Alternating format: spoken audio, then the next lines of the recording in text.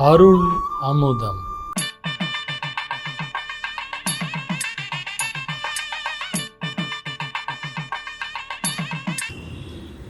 विघ्नविनायक मूर्ति की जानकी कांत स्मरणं जय जय राम राम।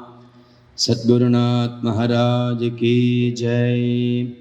आंजनेय मूर्ति की। तापिञ्जस्तभगद्विषे तनुभृतां दारिद्र्यमुद्राद्विषे संसाराख्यतमो मुषे पुररिपोः वामाङ्कसीमाजुषे कम्पातीरमुपेयुषे कवयतां जिह्वाकुटीं जग्मुषे विश्वत्राणपुषे नमोऽस्तु सततं तस्मै परं ज्योतिषे। राकाचन्द्रसमानकान्तिवदना नाकाधिराजस्तुता मूकानामपि कुर्वती सुरधुनीनीकाश वाग्वैभवं श्रीकाञ्चीनगरी विहाररसिका शोकापहन्त्री सताम् एका पुण्यपरम्परा पशुपतेराकारिणी राजते। चन्द्रापीडां चतुरवदनां चञ्चलापाङ्गलीलां कुन्दस्मेरां कुचभरणतां कुन्तलोद्धूतभृङ्गां मारारातेर्मदनशिखिनं मांसलं दीपयन्तीं कामाक्षीं तां कविकुलगिरां कल्पवल्लीमुपासे। राकाचन्द्रसमानकान्तिवदना नाकाधिराजस्तुता मूकानामपि कुर्वती सुरधुनीनीकाशवाग्वैभवं श्रीकाञ्चीनगरी विहाररसिका शोकापहन्त्री सताम् एका पुण्यपरम्परा पशुपतेराकारिणी राजते। कूजन्तं राम रामेति मधुरं मधुराक्षरम् आरुह्य कविताशाखां वन्दे वाल्मीकिकोकिलं। वाल्मीकेर्मुनिसिंहस्य कवितावनचारिणः शृण्वन् रामकथानादं को न याति परां गतिं। यः पिबन् सततं रामचरितामृतसागरम् अतृप्तस्तं मुनिं वन्दे प्राचेतसमकल्मषं। गोष्पदीकृतवाराशिं मशकीकृतराक्षसं रामायणमहामालारत्नं वन्दे नीलात्मजम्। अञ्जनानन्दनं वीरं जानकीशोकनाशनं कपीशमक्षहन्तारं वन्दे लङ्काभयङ्करम्। आञ्जनेयमतिपाटलाननं काञ्चनाद्रिकमनीयविग्रहं पारिजाततरुमूलवासिनं भावयामि पवमाननन्दनं। यत्र यत्र रघुनाथकीर्तनं तत्र तत्र कृतमस्तकाञ्जलिं बाष्पवारि परिपूर्णलोचनं मारुतिं नमत राक्षसान्धकं। वेदवेद्ये परे पुंसि जाते दशरथात्मजे वेदः प्राचेदसादासीत् साक्षात् रामायणात्मना। यः कर्णाञ्जलिसम्पुटैरहरहः सम्यक् पिबत्यादरात् वाल्मीकेर्वदनारविन्दगलितं रामायणाख्यं मधु। जन्मव्याधिजराविपत्तिमरणैः अत्यन्तसोपद्रवम् संसारं स विहाय गच्छति पुमान् विष्णोः पदं शाश्वतं।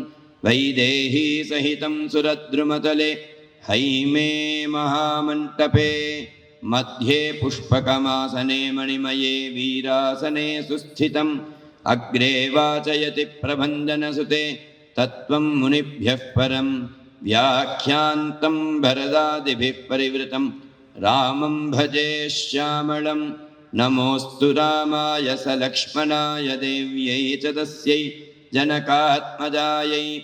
नमोऽस्तु रुद्रेन्द्रयमानिलेभ्यो नमोऽस्तु चन्द्रार्कमरुद्गणेभ्यः भक्तवात्सल्यदलधेः परमानन्दरूपिणः अस्मदाचार्यराजस्य प्रपन्नोऽस्मि पदाम्बुजं सदाशिवसमारम्भां शङ्कराचार्यमध्यमाम् अस्मदाचार्यपर्यन्तां वन्दे गुरुपरम्पराम्। श्रीरामस्य कथाप्रसङ्गसमये वल्मीकजन्मास्वयं श्रीकृष्णामृतगानवर्षसमये वैयासकिस्सोऽभवत्।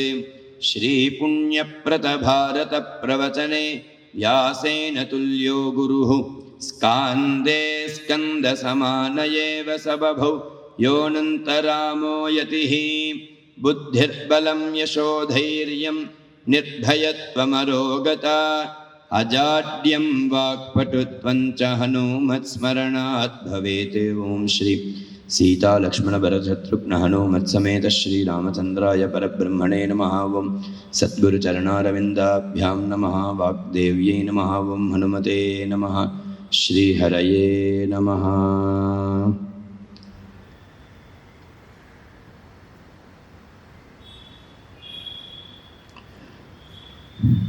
तं दृष्ट्वा शत्रुहन्तारं महर्षीणां सुखावहं बभूव हृष्टा वैदेही भर्तारं परिषस्वजे अनृतं दुश्रुतं चैव नैवं त्वं वक्तुमर्हसि रामो विग्रहवान् धर्मः साधुः सत्यपराक्रमः राजा सर्वस्य लोकस्य देवानां मघवानिव वृक्षे वृक्षे च पश्यामि चीरकृष्णाजिनाम्बरं गृहीतधनुषं रामं पाशहस्तमिवान्तकं स रावणवतः श्रुत्वा मारीचो राक्षसस्तदा मृगो भूत्वा श्रमद्वारि रामस्य विचचारः शङ्कमानस्तु तं दृष्ट्वा लक्ष्मणो राममब्रवीत् तमेवैनमहं मन्ये मारीचं राक्षसं मृगं भरतस्यार्यपुत्रस्य श्वश्रूणां मम च प्रभो मृगरूपमिदं व्यक्तं विस्मयं जनयिष्यति। परम करुणामूर्तिயான பகவான் பித்ருவாக்கிய பரிபாலனத்துக்காக காட்டுக்கு கிளம்பி வர தன்னுடைய பத்னியான சீதாதேவியுடனும் தன்னுடைய தம்பியான லக்ஷ்மண சுவாமியோடையும் கிளம்பி வந்து 11 வருஷம் சித்திரக்கூட்டத்தில் வாசம் பண்ணி, சித்திரக்கூட்டத்தில் என்னுடைய தம்பி அழறது பரல்றதெல்லாம் எனக்கு ஞாபகம் வருது, இதுக்கு மேலே நான் இங்கே இருக்க மாட்டேன் அப்படின்னு சொல்லி அத்ரி அனசூய ஆசிரமத்துக்கெல்லாம் போய் அகஸ்தியாச்சாரியால்கிட்ட ஆசீர்வாதத்தை வாங்கிட்டு பஞ்சவட்டின்னு அப்படிங்கிற இடத்துல அங்க பகவான் வாசம் பண்ணிட்டு இருக்க சூர்பனக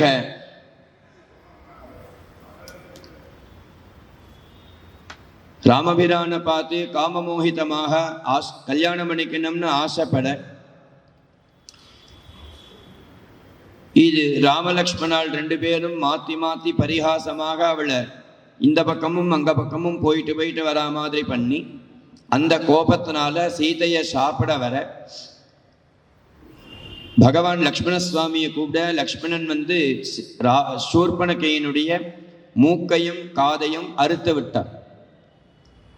அந்த கோபத்தினால அங்கேருந்து கிளம்பி சூர்பனகையோட ஒன்று விட்ட சகோதரர் கரன், தூஷணன், திரிஷரசு அப்படின்னு 3 பேர். அவள்கிட்ட போய் நடந்த விஷயத்த சொன்னா, அவ 14,000 ராட்சசால அழிச்சுண்டு ராமபிரான் இருக்கிற இடத்துக்கு வர, லக்ஷ்மணா நீ வர வேண்டாம், நீ இங்கே இரு, மன்னியோட இரு, மன்னிய பத்திரமா பார்த்துக்கோ, நான் மாத்திரம் போயிட்டு வரேன்னு 14,000 ராட்சசால பகவான் 1.5 மணி நேரத்துல வதம் பண்ணினான். அதுல 2 ராட்சசால மாத்திரம் பகவான் மிச்சம் வச்சான். அகம்பனன், சம்புகர்ணன் அப்படின்னு பேர். மற்ற 14,000 ராட்சசாலையும் பகவான் வதம் பண்ணி, ஜனஸ்தானங்கள்லாம் வதமாயிடுத்து அப்படின்னு கடன், தூஷணன், திஷரசு இவா எல்லாரும் ராவணன்ட்ட திரும்ப போய் சொல்றா. அதுக்குள்ள சூர்பனகையும் ராவணன் இருக்கிற இடத்துக்கு போய் அப்படியே மாத்தி சொல்றா. இவள் காமமோகிதமாக ராமபிரான கல்யாணம் பண்ணிக்கணும்னு ஆசைப்பட்டதுனால இந்த மாதிரி பிரச்சனை வந்ததுன்னு சொல்ல இருக்க, ஆனா அவள் அப்படி சொல்லல. பஞ்சவட்டியில ஒருத்தன் இருக்காண்டா ராவணா, அவள் பக்கத்துல ஒரு பெண் இருக்கா, அவள் பேரு சீதைன்னு பேரு. அவள் எப்படி இருக்கான்னா சர்வ லட்சணத்தோட இருக்கா. அவளோட நீ ஒரு நாள் சேரலைன்னா உன்னுடைய வாழ்க்கையே வியர்த்தமாயிடுண்டா ராவணா அப்படின்னு சொல்ற. ராவணன் மாரீச்சன்ட்ட யோஜனை கேட்கறதுக்காக வரான். அப்ப மாரீச்சன் சொல்றான், ராமோ விக்கிரகவான் தர்மஹா சாது சத்ய பராக்கிரமஹா. ராவணன் எந்த காரியம் பண்றதாக இருந்தாலும் மாரீச்சன்ட்ட போய் யோஜனை கேட்பான். ஏன் யோஜனை கேட்பான்னா ராவணனுடைய மாமா மாரீச்சன், அதனால மாமா கிட்ட போய் யோஜனை கேட்பான். இதையும் இது மாதிரி யோஜனை கேட்கறதுக்காக வந்தா 2 பேர் வந்திருக்கா, ராமலக்ஷ்மணாள்னு பேரு. ஜனஸ்தானம் வதம் ஆயிடுத்து. இப்ப அவளை என்ன பண்ணலாம், ஒரு வழி பார்க்கணும், நீ எனக்கு யோஜனை சொல்லு அப்படின்னா. மாரீச்சன் சொன்னா, நீ நினைக்கிற மாதிரி கிடையாதுடா ராமலக்ஷ்மணாள்லாம். இன்னும் ஒரு தடவை முக்கினா என்னுடைய ஆயுசு போயிடும்னு தெரிஞ்சு 14 தடவை அது மாதிரி முக்கி எடுத்தான் ராமபிரான். என்ன எப்போ விஸ்வாமித்ர சம்ரக்ஷணம் யஜ்ஞ சம்ரக்ஷணம் முடிச்சு மாரீச்சன் இவாள்லாம் வந்தான்னு சொன்னனே அந்த சமயத்துல, அப்போ ராமபிரானுக்கு வயசு 12 வயசுல அத்தனை பராக்கிரமசாலியோட இருந்தாண்டா ராமன். தர்மத்துக்கு ஒரு ஸ்வரூபம் இருக்குன்னு எல்லாரும் சொல்லுவாளேடா ராவணா. ராமோ விக்கிரகவான் தர்மஹா, ராமருடைய விக்கிரகமே தர்மஸ்வரூபண்டான்னா. இது ஒரு வால்மீகி சொல்லல, வசிஷ்டர் சொல்லலன்னா என்ன, அவா வாக்குனால இந்த பதங்கள் வரல. ஒரு வால்மீகி வாக்குல இருந்தோ, வசிஷ்டர் வாக்குல இருந்தோ, சதானந்தர் வாக்குல இருந்தோ, சுயக்ஞர் வாக்குல இருந்தோ, அகஸ்தியர் வாக்குல இருந்தோ, அத்ரி வாக்குல இருந்தோ இந்த ஒரு ராமோ விக்கிரகவான் தர்மஹாங்கிறது வரல. ஒரு ராட்சச சிரேஷ்டனான மாரீச்சனுடைய வாக்கிலிருந்து ராமோ விக்கிரகவான் தர்மஹான். எப்பேற்பட்ட அவதாரம்! ஒரு ராட்சசன் பகவானை பார்த்து தர்மஸ்வரூபம்னு சொல்றான்னா, அப்போ அந்த அவதாரத்துல எப்பேற்பட்ட ஒரு அவதாரமாக இருந்தா இது மாதிரி ஒரு பேர் வாங்க. நல்ல பேர் வாங்கிறது எப்போதும் ரொம்ப சிரமம். கெட்ட பேர் நிமிஷமா வாங்கிட்டு போயிடலாம். அந்த நல்ல பேரு நல்ல வாழ்த்து வாங்கறத விட கெட்ட வாழ்த்து வாங்கிறது இன்னும் ரொம்ப கஷ்டம். அப்பேற்பட்ட மாரீச்சன் சொல்றான், நீ ராமலக்ஷ்மணாளை பத்தி உனக்கு தெரியாதடா, எனக்கு தெரியும். அவள் நான் என்ன பாடுபட்டேன்னு எனக்கு தான் தெரியும். அன்னியிலிருந்து எனக்கு என்ன ஆச்சு அப்படின்னாக்க, விருக்ஷே விருக்ஷே ச பஷ்யாமி சீரகிருஷ்ணாதினாம்பரம். மரத்துக்கு மரம் பார்க்கிறேன், ராமபிரான் எங்க இருக்கான்னு பயத்தினால. அவன் இந்த இடத்துக்கு வரக்கூடாதுங்கிறதுனாலதான் நான் ஒரு ஆசிரமத்தை கட்டி சன்னியாசம் வாங்கிட்டு இங்க உட்கார்ந்துருக்கேன். கிரஹீத தனுஷம் ராமம் பாசஹஸ்தமிவாந்தகம். அவன் கையில வில்லை ஏந்தின்னு வந்தானா. கிரஹீத தனுஷம் ராமம் பாசஹஸ்தமிவாந்தகம். ராமன் தான் பலசாலின்னு நினைக்காத, ராமனை விட பலசாலி லக்ஷ்மணன். அதுக்கு மாரீச்சன் ராவணன் சொல்றான், நானும் விசாரிச்சேன், நீங்க சொல்றதெல்லாம் 12 வயசுல, இப்போ 25 வயசாயிடுது. 11 வருஷமாச்சு காட்டுக்கு வந்து. 11 வருஷம் சாப்பிடாம கொள்ளாம இது மாதிரி சிரமத்துல தான் இருக்கா. அவளுடைய பலம் இன்னும் கொஞ்சம் குறைஞ்சிருக்கும் அப்படின்னு சொன்னா ராவணன். மாரீச்சன் சொன்னா, உனக்கு தெரியாதுடா, நீ ராமனை பேப்பர்ல பார்த்தவன், நான் நேர்ல பார்த்தவன். அவனுடைய பலம் பராக்கிரமம் என்னங்கிறது எனக்கு தான் தெரியும். அவன் கையில நான் மாட்டக்கூடாதுங்கிறதுனால தான் இங்க வந்து உட்காந்துருக்கேன். அதுக்கு ராவணன் சொன்னா, நீ வரலைனாக்க இந்த காரியம் நடக்காது, நீ தான் மான் வேஷம் போட்டுண்டு வரணும். அந்த சமயத்துல நான் சீதையை தூக்கிட்டு போயிடுவேன். ஏன்னா சீதை சர்வாலங்கார பூஷிதையாக இருக்கா, சர்வ லட்சணத்தோட இருக்கான்னு சூர்பனக சொல்லியிருக்கா. அவளை அடையாம விடக்கூடாது, நீ வந்தாதான். மாரீச்சன் சொன்னா, அன்னைக்கு இன்னும் ஒரு தடவை முக்கினா என் பிராணம் போயிடும்னு முக்கி எடுத்தான். அன்னைக்கே இந்த பிராணம் போயிருக்க வேண்டியது, ஏன் ராமபிரான் உயிரோட விட்டான்னு இன்னைக்கு தாண்டா எனக்கு புரியறதுன்னு. ராவணன் ஏன்னா, அந்த ராமபாணத்துக்கு ஒருத்தர் இருந்தா பத்தாது, 2 பேரா வேணும்னு உன்னையும் என்னையும் சேர்த்து தூக்கிட்டு போறதுக்காக தாண்டா அன்னைக்கு என்ன விட்டுருக்குன்னா. நீ கவலையே படாத மாமா, நீ வா, நான் பாத்துக்கிறேன்னா ராவணன். நீ வரலைன்னாக்க நான் இங்க கொண்டுடுவேன் அப்படின்னா. உங்க ஐயால நான் சாகறதுக்கு ராமபாணத்தினாலேயே நான் காலமாயிடுவேன். காலம் யாரை விட்டும். ஒரு விஷயங்கள் கெட்டது பண்ணக்கூடாதுன்னு ஒருத்தர் சொல்லுவார். அப்படி சொல்லும் பொழுது அவ சொன்ன பேச்சு கேட்டு அந்த கெட்ட விஷயங்கள் பண்ணாம இருந்தோம்னா அந்த காலம் நம்மளை தண்டிக்காது. நீ என்ன சொல்றது, நான் என்ன பண்றதுன்னு இருந்தோன்னா அந்த காலத்துக்கு உண்டான தண்டனையை அனுபவிக்கணும். நான் என்ன பண்ணணும் அப்படின்னு கேட்டா, நீ மான் மாதிரி வேஷம் போட்டு வரணும். சீதைக்கு ஏத்தா மாதிரி உன்னுடைய உடம்ப உழுக்கணும். அதுல இருந்து ரத்னங்கள்லாம் உதிர்ந்து கீழே விழணும். அப்படி கீழே விழும் பொழுது சீதை இந்த மான் எனக்கு வேணும்னு கேட்பா. அந்த மானை உன்னை பிடிக்கிறதுக்கு ராமபிரான் வருவான். ராம பாணத்தினால உன்னை அடிச்சானா ராமபிரானுடைய குரல்ல ஹா சீதே ஹா லக்ஷ்மணான்னு நீ கத்தனம்னா. இது மாதிரி சொல்லிட்டு மான் வேஷம் போட்டு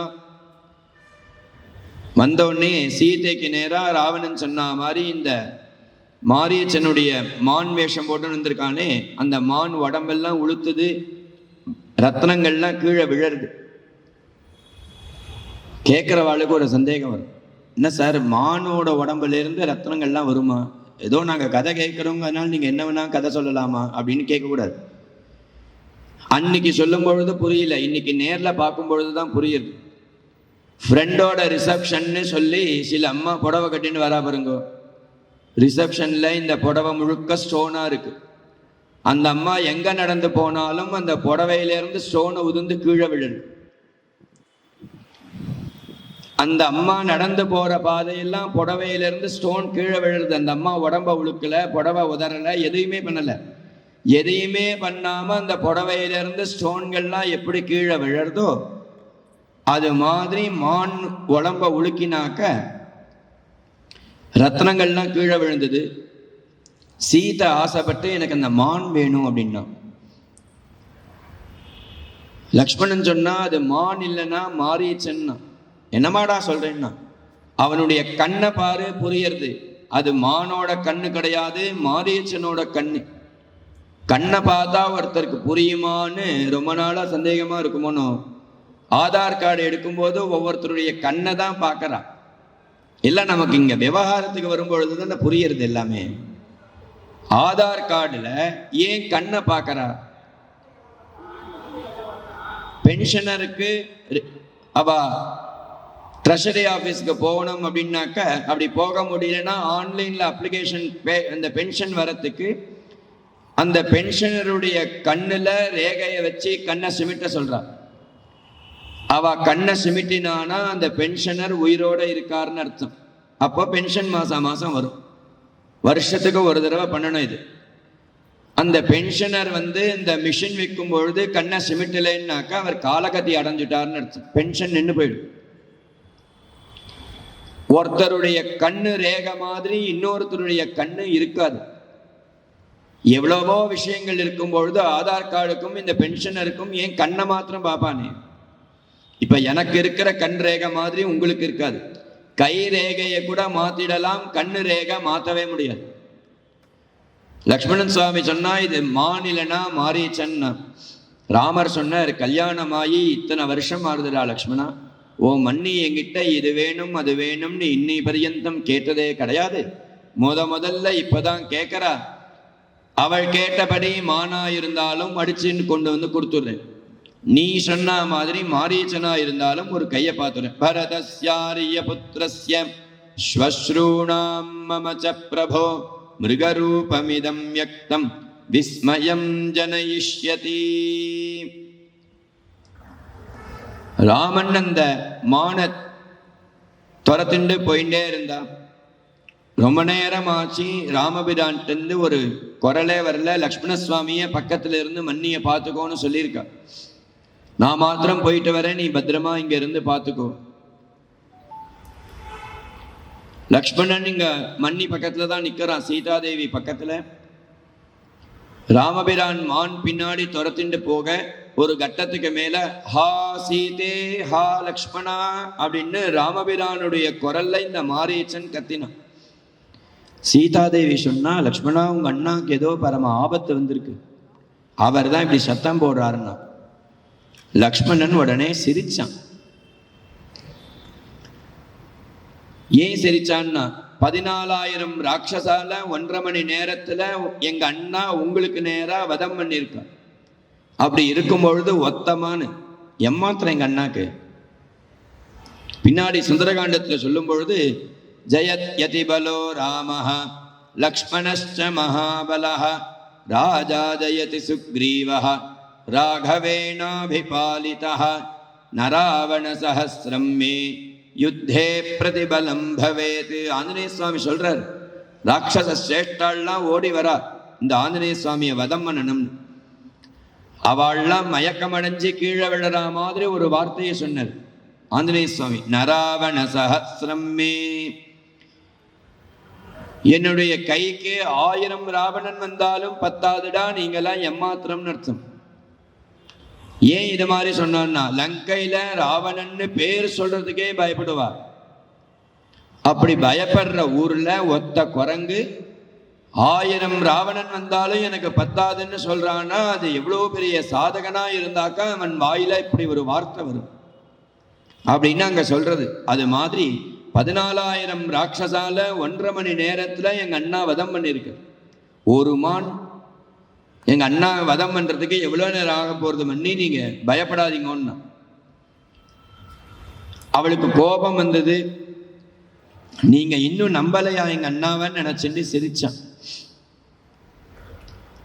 யார்கிட்டயுமே நம்ம காரணம் இல்லாம சிரிச்சா பிரச்சனையில போய் முடியும். காரணத்தோட சிரிக்கணும், காரணத்தோட பேசணும். அகாரணமாக சிரிச்சாலோ அகாரணமாக பேசினாலோ சண்டையில கொண்டு போய் முடியும். இவன் காரணம் இல்லாம சிரிச்சான். எங்க அண்ணாவை நீங்க இன்னும் நம்பலையான்னு. எங்க அண்ணாவை யாராவது பண்ண முடியுமா? இந்த உலகத்துல யாரு வந்தாலும் எங்க அண்ணா ஒருத்தரை யாராலையுமே தீண்ட முடியாது. எங்க அண்ணா கோதண்டபாணியாக போய் நின்னார் அப்படின்னாக்க ஒரு ராட்சசன் கிட்டக்க வர முடியாது. அப்பேற்பட்ட பலசாலி.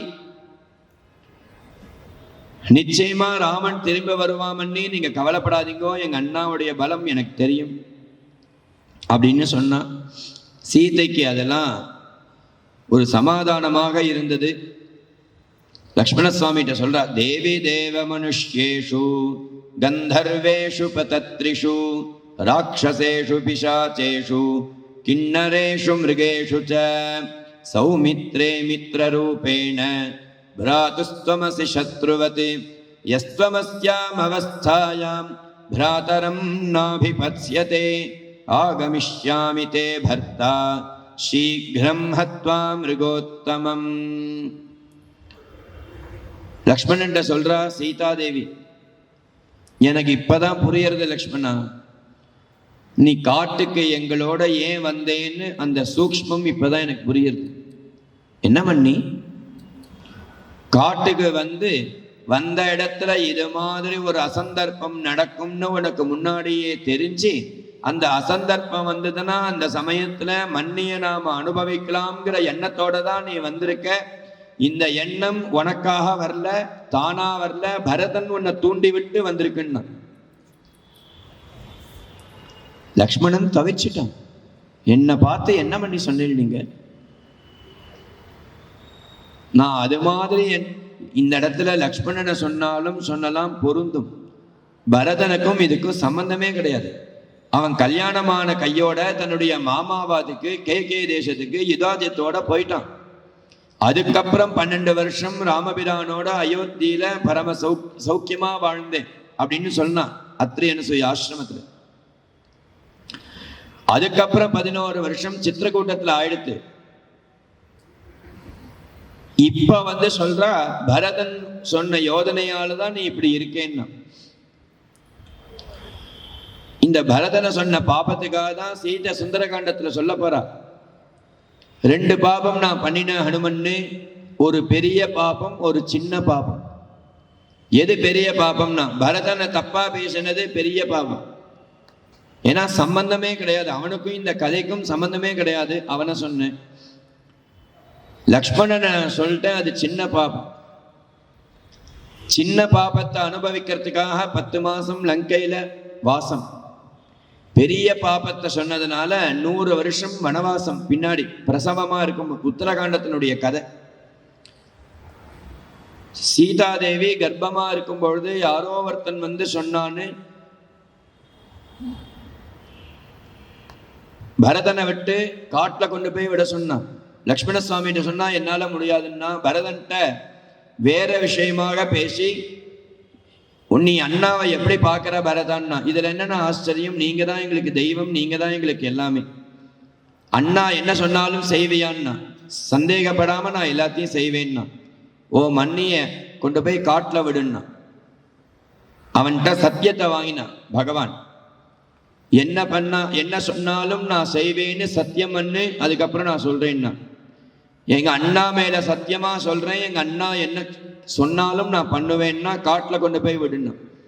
பரதனை பேசின பாபத்துக்காக 100 வருஷம் வனவாசம். லக்ஷ்மண சுவாமியை பேசின பாபத்துக்காக 10 மாசம் லங்கையில. பின்னாடி ஆஞ்சநேய சுவாமிகிட்ட சுந்தரகாண்டத்துல சொல்றா சீதாதேவி. லக்ஷ்மண சுவாமி சொன்னா, என்னை அனுப்பும் பொழுது எங்க அம்மா என்ன சொல்லி அனுப்பினா தெரியுமா? நீ ராவணை பார்க்கும் பொழுது தசரதனா பார்க்கணும், சீதையை பார்க்கும் பொழுது சுமித்ரையா பார்க்கணும் தான் சொல்லி அனுப்பினான்.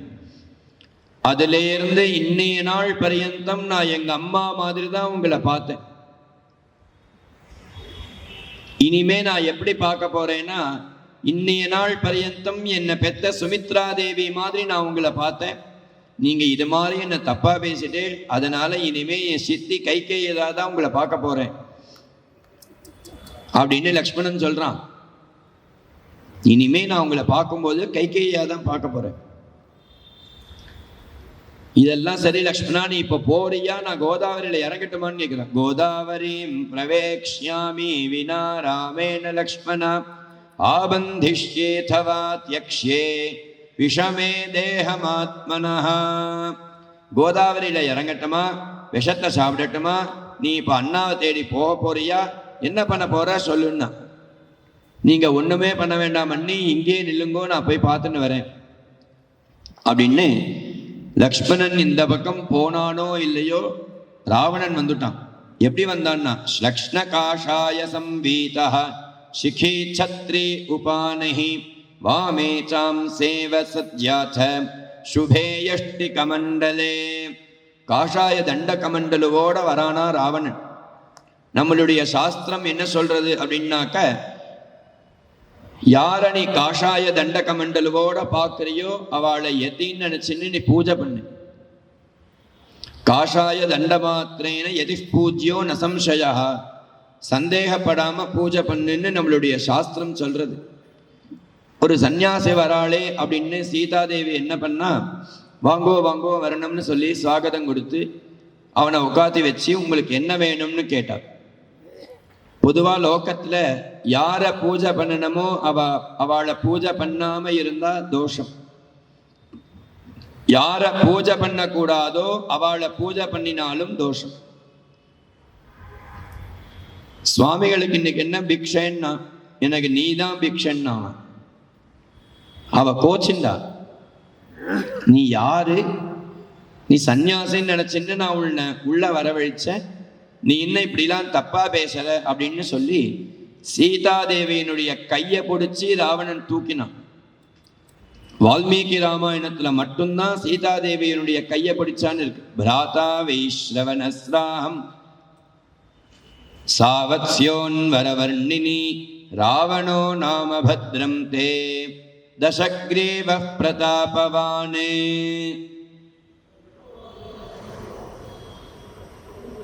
கையை தொட்டு தூக்கினான்னு வால்மீகி ராமாயணத்துல மட்டும்தான் இருக்கே தவிர மற்ற ராமாயணத்துல சீதையை தூக்கினான்னு சொல்றா. எப்படி தூக்கினான்னு சொல்ற?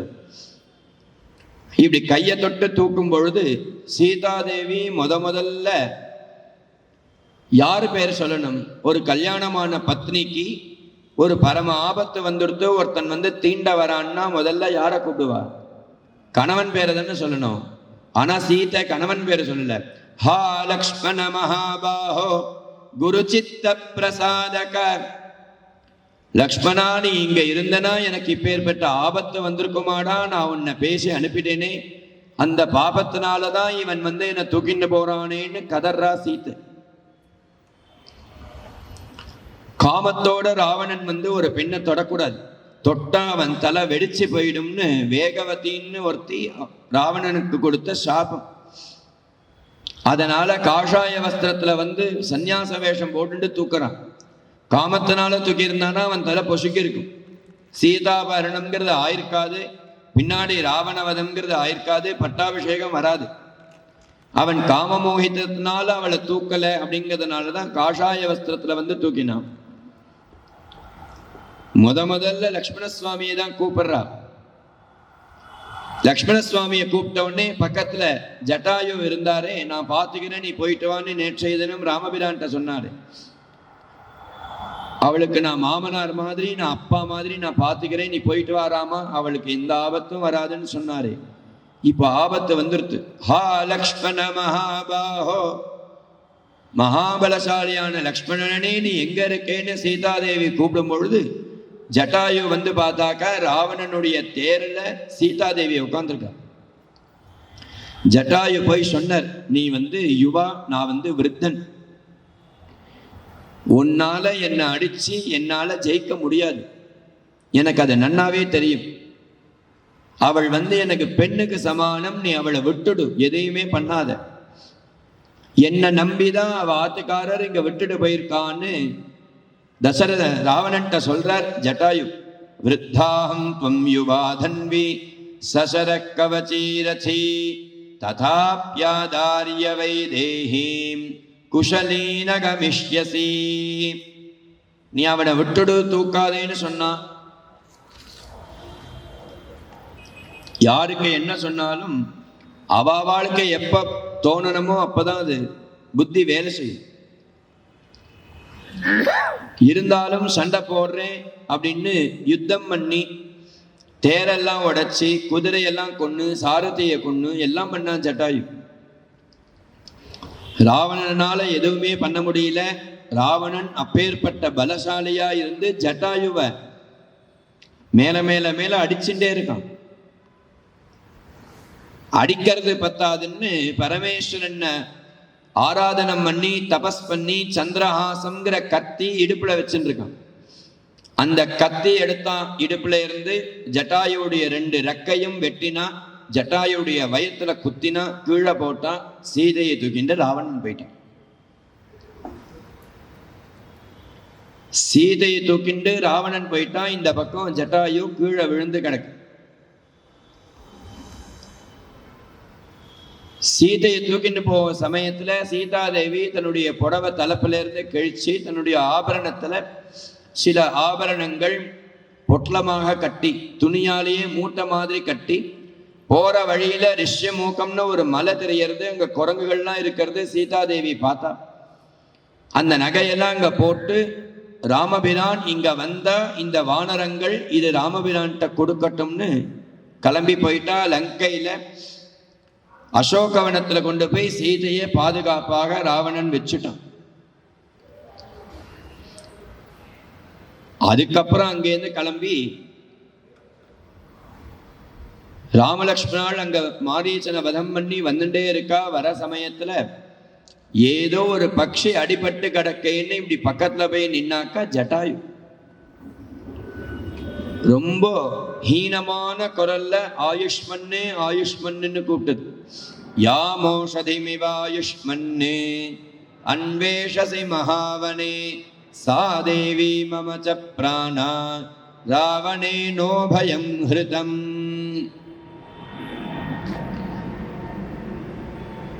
ஆயுஷ்மன்னு கூப்பிடும் பொழுது யாரோ ஒரு பக்ஷி கூப்பிடுறதுன்னு கிட்டக்க வந்தாக்க பழகின குரலாகவும் இருக்கு. ஒரு பக்ஷி கூப்பிடுறது, அந்த பக்ஷியோடைய குரல் ரொம்ப பழகின குரலாக இருக்கு. கிட்டக்க வந்து பார்த்தாக்கா ஜட்டாயு. ஜட்டாயு என்ன ஆச்சு அப்படின்னு ராமபிரான் தன்னுடைய மடியில ஜட்டாயுவோடைய சிரசை எடுத்துன்னு வந்து வச்சுட்டார். என்னாச்சு அப்படின்னு கேட்கும் பொழுது ராவணன் வந்து சீதையை தூக்கிட்டு போயிட்டான். நான் எவ்வளவோ சண்டை போட்டு பார்த்தேன், என்னால் அவனை எதையுமே பண்ண முடியல, சீதாதேவியை காப்பாற்ற முடியல. காப்பாற்ற முடியலன்னு சொல்லி ஜட்டாயு 2-3 தடவை தலைய இழுக்கிற மாதிரி இழுத்து ராமனுடைய மடியில உயிரை விட்டது. சர்வத்ர கலு துஷ்யந்தே சாதவோ தர்மச்சாரிணா. ராமபிரான் சொல்றார், எந்த இடத்துல வேணாலும் இருக்கட்டும், தர்மம்ங்கிறது சாதுக்கள்ங்கிறது ஏதோ ஒரு இடத்துல இருந்துட்டே இருக்காடா லக்ஷ்மணா. ஒரு பக்ஷி ஜட்டாயு எனக்காக உயிரை விடுறதே பாருங்கட. ராமபிரானுக்கு ஜட்டாயுவை நினைச்சா எப்பொழுதுமே ஒரு கவலை இருக்குமா. பட்டாபிஷேக சமயத்துல உனக்கு என்ன வரன் வேணும்னு இந்திரன் கேட்கும் பொழுது சண்டையில கும்பகர்ணன் 12 குரங்க சாப்பிட்டுட்டான். கும்பகர்ணன் சாப்பிட்ட குரங்கு முதற்கொண்டு வெளியில கொண்டு வரணும்னு சொல்லி இந்திரன் அப்படியே ஆகட்டும்னு கும்பகர்ணன் சாப்பிட்ட குரங்கெல்லாம் கொண்டு வந்து கொடுத்தாச்சு. என்னை நம்பி வந்த ஜட்டாயுவை கைவிட்டுடுவோமேன்னு பகவான் நினைச்சு வருத்தப்படாத நாளே கிடையாது. என்னை அண்டி ஒருத்தர் காலமானானே கிடையாது, சௌக்கியமா இருந்தான் தான் எல்லாருமே சொல்றார். என்னை நம்பி இந்த ஜட்டாயுவை நம்ம கைவிட்டுட்டோமேன்னு பகவான் வருத்தப்படாத நாள் கிடையாது அப்படின்னு சொல்லி நேற்றைய தினமே சொன்னேன். காஷ்யாந்து மரணான் முக்தி அதுவா புத்திர சந்நிதவ் அப்படின்னு சொன்னேன். ஏன் அப்படின்னாக்கா புத்திரனுடைய சந்நிதியில காலமாறோம்னா ராமராமா கிருஷ்ண கிருஷ்ணான்னு சொல்லுவான்.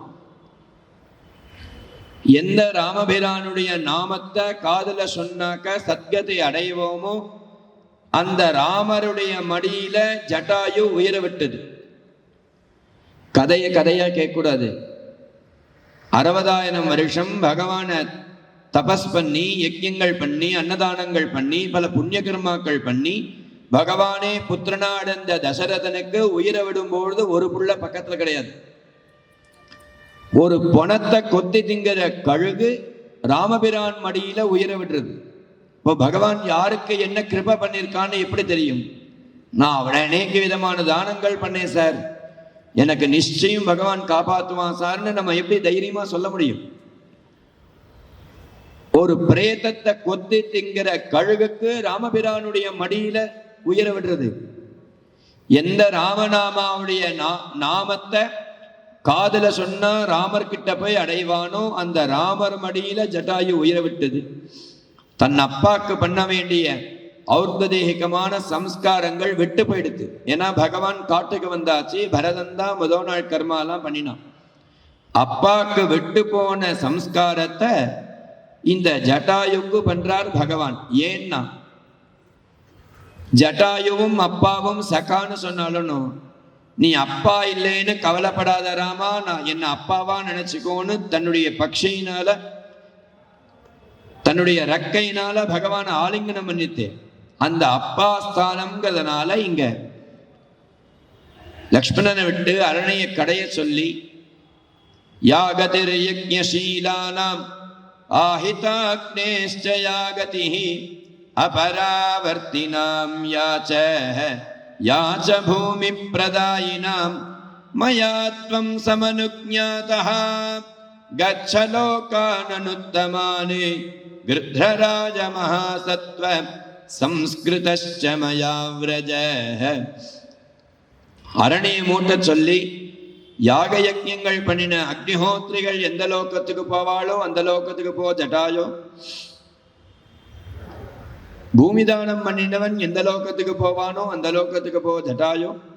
உனக்கு அந்த லோகம் இந்த லோகம்னு இல்லை. பிரம்மலோகம் முடிச்சா பிரம்மலோகம் போ, வைகுண்டம் முடிச்சா வைகுண்டத்துக்கு போ, கைலாசம் முடிச்சா கைலாசத்துக்கு போ. மயாத்வம் சமனுஞாதகாங்கிற ஜட்டாயு கேட்டது. நீ பாட்டுக்கு இங்க இருந்து என்ன எல்லா இடத்துலையும் போன்னு சொல்ற, அங்க உள்ள விட மாட்டானா நான் என்ன பண்ணுவேன்னா, மயாத்வம் சமனுஞாதகான்னு ராமன் அனுப்பினான்னு சொல்லு, என்ன நடக்கிறது பாருன்னு. ராமாவதாரத்துல பகவான் தான் பகவான்னு காமிச்சின்ற இடம் சிற்சில இடத்துல தான்.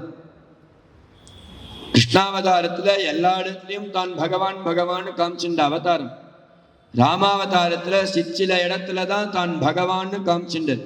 அது மாதிரி காண்பித்த இடம் இந்த இடம். இதுக்கப்புறம் வாலிவதமானதுக்கு அப்புறம் தாரகிட்ட பேசும்போது சொல்ல போறா. அதுக்கப்புறம் சபரி மோட்சம் பொழுது நான் பகவான் கிடையாது மனுஷனாதான் வந்திருக்கேன்னு பகவான் சொல்றான். நீ மனுஷனாக வந்தாலும் கோதண்ட பாணியாக வந்தாலும் எனக்கு வைகுண்ட ரூபந்தான் தெரியறதுன்னு தாரா சொல்ல போறா. வாலியோட பத்னி எல்லா இடத்துலையும் தான் பகவான் காண்பித்த இடம் கிடையாது, இந்த இடத்துல காமிக்கிறா. எல்லா இடத்துலையும் நீ போகலாம் அப்படின்னு சொல்லி கிருத்தராஜ மகாசத்வ சம்ஸ்கிருதச்ச மயாவிரஜ, நான் உனக்கு சம்ஸ்காரம் பண்ணியிருக்கேன் ஜட்டாயோ, நீ கவலைப்படாத, சத்கதை அடைவாய் அப்படின்னு ஜட்டாயுக்கு மோட்சத்தை கொடுத்து சத்கதையை கொடுத்து, ராவணன் தான் சீதையை தூக்கிட்டு போனாங்கிற சமாச்சாரம் ஜட்டாயு மூலமாக தெரிஞ்சு போயிடுது. இப்ப என்ன பண்ணலாம்னு பகவான் யோசனை பண்ணிட்டே இருக்கான். ஏன் அப்படின்னாக்க, லக்ஷ்மண சுவாமிகிட்ட கேட்கறான், நான் உன்னை அங்கேருந்து வராதேன்னு சொன்னேடா லக்ஷ்மணா, நீ ஏன் வந்த? இன்னும் சீதாதேவி காணம் அப்படிங்கிறதே இவளுக்கு தெரியல.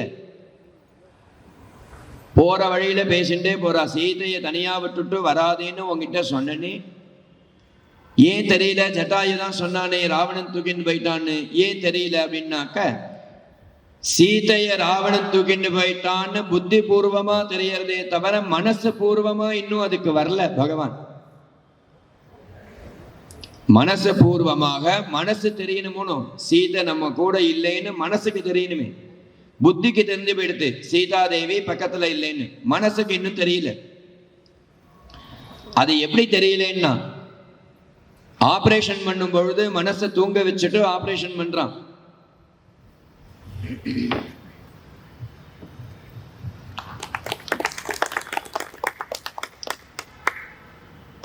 புத்தி பூர்வமாக தெரியறதே தவிர மனசு பூர்வமாக சீதாதேவி பக்கத்துல இல்லைன்னு இன்னும் ராமபிரானுக்கு தெரியல.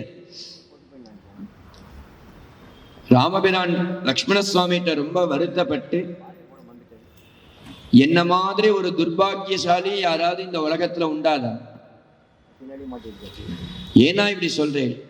சராஜபுத்ரஹ பிரியயா விஹீனஹ காமேன சோகேன ச பீட்யமானஹ விஷாதயான் பிராதரமார்த்தரூபஹ பூயோ விஷாதம் பிரவிவேஷ தீவிரம். என்ன மாதிரி ஒரு துர்பாகியசாலி இந்த உலகத்துல யாராவது இருப்பாடாளா லக்ஷ்மணா? ஏன்னா என்னாச்சு உங்களுக்கு? சராஜபுத்ரஹா, பட்டாபிஷேகம்னு சொன்னா எங்க அப்பா, பட்டாபிஷேகம் நின்று போயிடுது. பிரியயா விஹீனஹ காமேன சோகேன ச பீட்யமானஹ, வனவாசம்னு சொன்னா எங்க கைகேயி அம்மா வனவாசத்துக்கு கிளம்பி வந்தேன், என்னுடைய பிரிவு தாங்காம அப்பா சத்கதை அடைஞ்சார், காலமாயிட்டார். என்னை பார்க்கறதுக்கு பரதனோட அம்மாக்கள்லாம் வந்தா இங்க இருங்கோன்னு சொன்ன அம்மாவை அவ இருக்க மாட்டேன்னு கிளம்பிட்டார். அயோத்தியா ஜனங்களை எல்லாரையும் விட்டுட்டு வந்தாச்சு. இத்தனை பேரை விட்டுட்டு வந்தாலும் எனக்கு எந்த துக்கமும் தெரியாம இருந்ததுக்கு காரணம் என்னன்னா, சீதைன்னு ஒருத்தி என் பக்கத்துல இருந்ததுனால எனக்கு தெரியல. இன்னைக்கு அவளும் காணுண்டான்னு ஒரு சர்க்கம் முழுக்க பகவான் வருத்தப்படுறார். இத்தனையும் நான் அனுபவிக்கிறதுக்கு காரணம் என்ன தெரியுமா? பூர்வம் மயா நூனமபீப்சிதானி பாபானி கர்மாண்யசகிருத் கிருதானி தத்ராய மத்யா பதிதோ விபாகஹ துக்கேன துக்கம் யதஹம் விஷாமி. போன ஜென்மால நான் ஏதோ ஒரு பெரிய பாபம் பண்ணியிருக்கேன்டா லக்ஷ்மணா. பூர்வம் மயானூனம் அபீப்சிதானி பாபானி கர்மாணி அசகிருத் கிருதானி.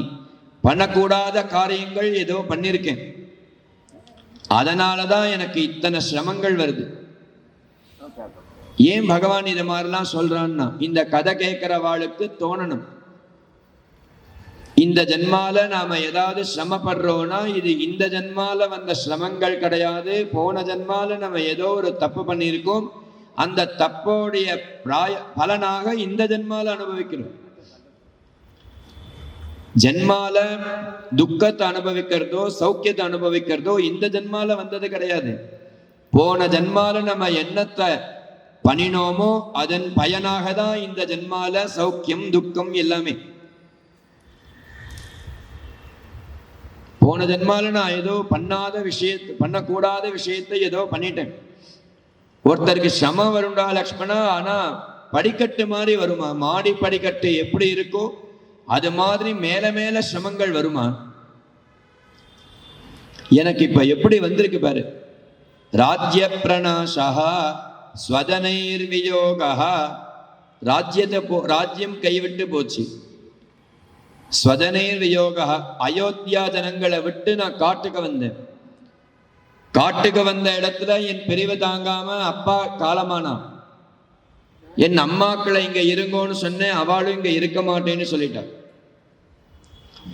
அதனால எப்படியெல்லாம் சிரமங்கள் வருது பாரு லக்ஷ்மணா அப்படின்னு வழிமுழுக்க புலமின்றே வரார் பகவான். மரமே கண்டியா மட்டமே கண்டியா, சீதாதேவி எங்க இருக்கான்னு உங்களுக்கு எல்லாம் தெரியுமா அப்படின்னு புலமின்றே வரார்.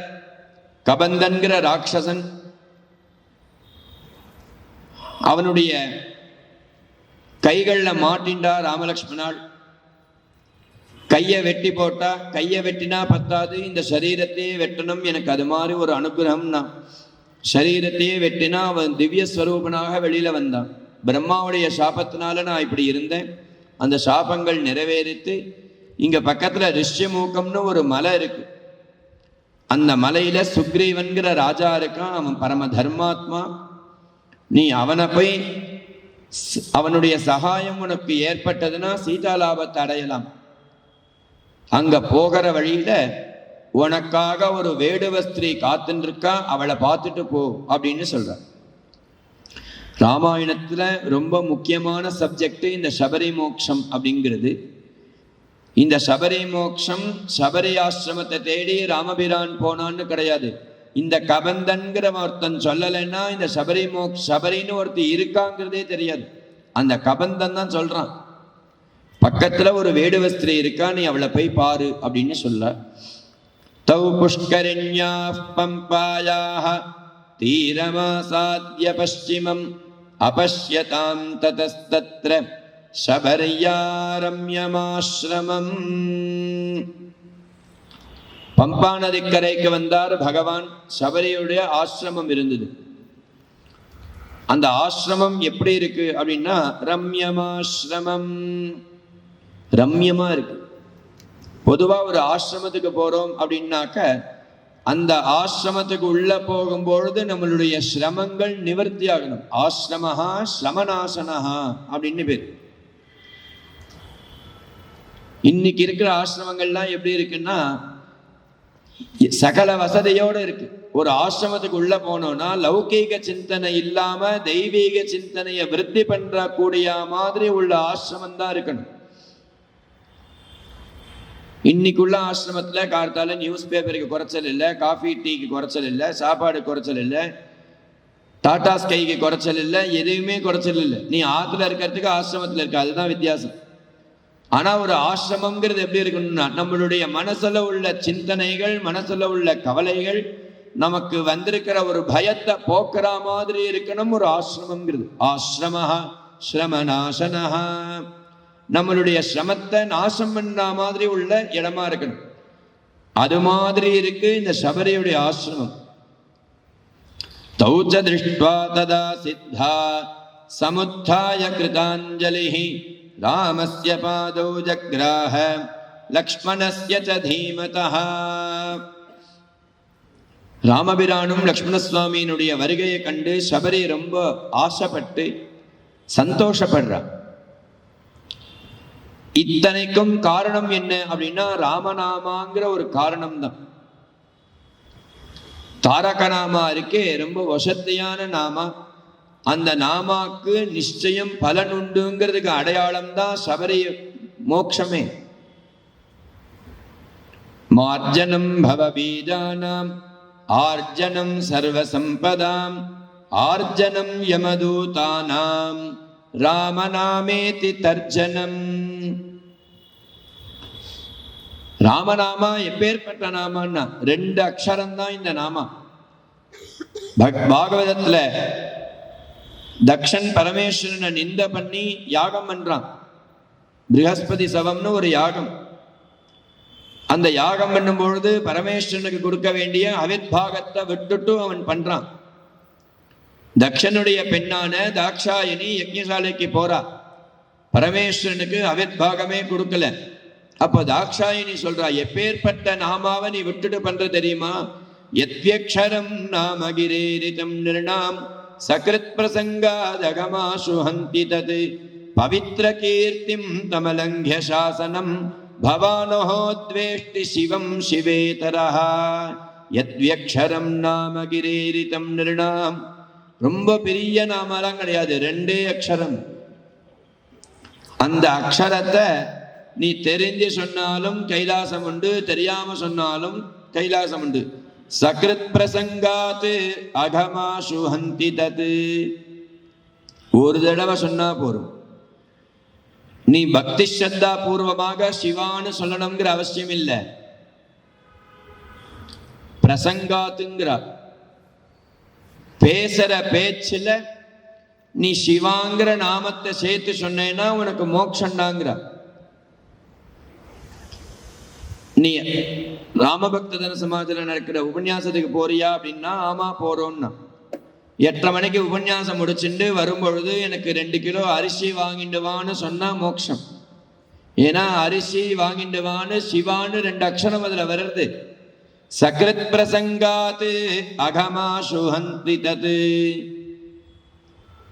நீ பிரசங்கமா சொல்லு. பிரசங்கம்னா பேசுற பேச்சுல. பவித்ர கீர்த்திம் தமலங்க்ய சாசனம். எத்தனை பவித்திரமான நாமா அது. பவானஹோ த்வேஷ்டி சிவம் சிவேதரஹ. நீ துவேஷத்தை சம்பாதிக்கிறையே, என்னுடைய பிரபு எப்பேற்பட்டவன்னா சிவேதரஹ, மங்களத்தை கொடுக்கக்கூடியவன் அர்த்தம். சிவம் அப்படின்னாக்கா கல்யாணம் பத்ரம் அப்படிங்கிற அர்த்தம். அது பரமேஸ்வரனோட அம்பாள் சேரறதுனாலதான் அந்த அக்ஷரத்துக்கே மகத்துவம். அர்த்தாட்சரம் பரமாத்மாவுடைய பீஜாட்சரம். இஷு பிளஸ் அகாரம் தான் பரமாத்மாவுடைய பீஜாட்சரம். அதுல சகாரம் சேரறது. அம்பாளுடைய சேர்க்கை இருக்கிறதுனாலதான் மேல கொம்பு போடுறதே.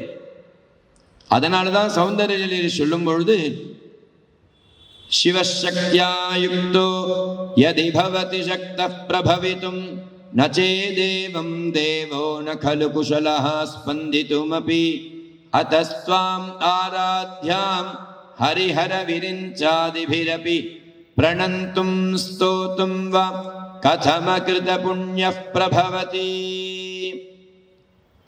சிவசக்தியா யுக்தோ யதி பவதி சக்தः பிரபவிதும்னா மேல கொம்பு போடுறோமே, இது அம்பாளுடைய சேர்க்கையினால அந்த கொம்பு போடுறோம். நச்சே தேவம் தேவோ நகலு குசல. நீ மாத்திரம் இந்த பரமேஸ்வரனோட சேரலைன்னாக்கா அவரால் நகர கூட முடியாது. அம்பாளுடைய சேர்க்கையினாலதான் மேல கொம்பு போடுறோம்னு சொல்றோம். அந்த கொம்பு போடுறதுனாலதான் சிவம்னு மங்களமா படிக்கிறோம். அந்த மேல போட வேண்டிய கொம்பு போடலைன்னா அந்த அர்த்தமே மாறி போறது பாருங்க. அதோடைய பேரே மாறி போயிடுது. அப்பேற்பட்ட மங்களத்தை கொடுக்கக்கூடியவன் அவனை நீ துவேஷம் பண்ணி யாகம் பண்றியான்னு பாகவதத்துல வருது. அது மாதிரி இங்க 2 அக்ஷரம் சொல்லக்கூடிய நாமா. ராம நாமேதி தர்ஜனம் மார்ஜனம் யமதூதானாம். இந்த 2 அக்ஷரத்தை சொன்னாக்க யமதூத்தாள்லாம் தலதரிக்க ஓடி போவான். அந்த சரித்திரம் தானே அஜாமிளோபாக்கியானமே பாகவதத்துல. அஜாமிளன் ஒரு பரம பக்தன், 16 வயசு பரியந்தம் யாக யஜ்ஞங்கள் பண்ணி உபாசனைகள்லாம் பண்ணிட்டு இருந்தான். காட்டுல சமைத்து புஷ்பங்க, உங்களை ராமாயணம் சொல்ல சொன்னா பாகவதம் சொல்ற இல்லைன்னு கேட்கக்கூடாது. இந்த 2 அக்ஷரத்துக்கு எத்தனை மகத்துவம்னு தெரிஞ்சுக்கணுங்கிறதுக்காக தான், ஒரு உபமானத்துக்காக தான் நான் அங்கேருந்து ஸ்லோகத்தை எடுக்கிறேனே தவிர சும்மா ஒரு டைம் பாஸ்க்காக நான் இன்னைக்கு அங்குலிய பிரதானம் சொல்லியாகணும். எனக்கு எந்த அளவுக்கு போகும்னு தெரியாது. இருந்தாலும் கதை சொல்றதுங்கிறது அடுத்த வாளுக்கு புரியுற மாதிரி சொல்லணுமேங்கிறதுனால தான் நான் இவ்வளவு தூரம் சொல்றது. அஜாமிளன் பரம பக்தன் 16 வயசு பரியந்தம் யாக யஜ்ஞங்கள் பண்ணி உபாசனங்கள்லாம் பண்ணிட்டு இருந்தான். கன்யா அப்ரௌடையான வயசு. இப்படி பேசும் பொழுது சபரி பேசுறா, அத்ய பிராப்தா தபசித்தி,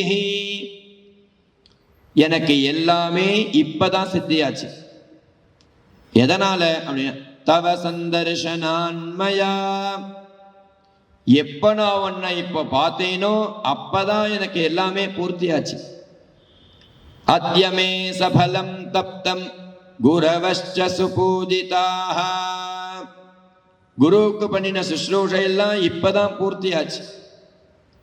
அத்யமே சபலம் ஜன்ம ஸ்வர்கஸ்சைவ பவிஷ்யதி, என்னுடைய ஜென்மா இப்பதான் சபலமாச்சு. பகவான் சொன்னா, நானோ மனிதன், நீ என்ன பார்த்து இப்பதான் எல்லாம் பூர்த்தியாச்சுன்னு சொல்றியம்மா, எனக்கு இது புரியலையேன்னா. சபரி சொல்றா, நீ யாருங்கிறது எனக்கு தெரியும், நீ புருஷன்கிறது எனக்கு தெரியுங்கிறா. த்வயி தேவவரே ராம பூஜிதே புருஷர்ஷபா, நீ வந்திருக்கிறது புருஷன்கிறது எனக்கு தெரியும்னா. புருஷன்னா யாரோட புருஷன்? சபரியோட புருஷனா? புருஷன்னா தாலி கட்டின கணவனுக்கு தான் புருஷன் அர்த்தம் இல்லை. புருஷம்னா ஹிருதய பிரதேசத்துல எப்போதும் பிரகாசிக்கிறவனுக்கு புருஷன் பேரு. புருஷேதே இது புருஷா, எவனுடைய மார்பகத்துல பகவானுடைய சரணங்கள் எப்பொழுதும் இடைவிடாது இருக்கோ அவனுக்கு புருஷன் பேர். நானோ மனிதன் அப்படின்னு சொல்றான், நீ மனிதன் கிடையாது, நீ யாருங்கிறது எனக்கு தெரியும் அப்படின்னு சொல்லி, சக்ஷுஷா தவ சௌம்யேன பூதாஸ்மி ரகுநந்தன கமிஷ்யாம்யக்ஷயான் லோகானி த்வத் பிரசாதாதரிந்தம, உன்னை பார்த்ததுனால எனக்கு ஜென்மாலாம் பூர்த்தியாச்சு, நான் அக்ஷயமான லோகத்துக்கு போக போறேன். அக்ஷயமா லோகத்துக்கு போக போறேன்னா அப்ப இது பர்யந்தம் போகலையா? இந்த அக்ஷயமான லோகத்துக்கு போகணுங்கிறதுனாலதான் காத்துட்டு இருக்கேன். எதனால? மதங்கர் இந்த ஆசிரமத்தை விட்டு கிளம்பும் பொழுது வைகுண்டம் போனார். அந்த விமானத்துல நானும் ஏற போனேன். நீ ஏறக்கூடாதுன்னா, வேடுவ ஸ்திரீங்கிறதுனால நான் ஏறக்கூடாதுன்னு சொல்றேளான்னு கேட்டேன். அப்படி கிடையாது, உனக்கு ஒரு காரியம் இருக்கு அப்படின்னு சொன்னார் என்னுடைய குருநாதர். என்ன காரியம்னா, எனக்கு மந்திரத்தை உபதேசம் பண்ணினார். ராமநாமாங்கிற ராமாங்கிற 2 அக்ஷரத்தை உபதேசம் பண்ணினார். இதுக்கு என்ன பொருள்னு கேட்டேன். பொருள் தேடி நீ போக வேண்டாம், பொருள் ஒன்ன தேடி வரும்னு சொன்னார். அந்த பொருள் என்ன தேடி வந்தாச்சுன்னு. ஆகமிஷ்யதி தே ராமஹ சுபுண்யம் இமமாஸ்ரமம். ஆகமிஷ்யதி தே ராமஹாங்கிறார். தே ராமஹானா என்ன அர்த்தம்னா, உன்னுடைய ராமன் உன்னுடைய ஆசிரமத்துக்கு வந்தாச்சுன்னு அர்த்தம். இன்னும் சொல்ல போனா, இந்த ராமாவதாரமே உன் பொருட்டு தான் ராமாவதாரம்னு ஒரு அர்த்தம். 2 அர்த்தம். ஆகமிஷ்யதி தே ராமஹா,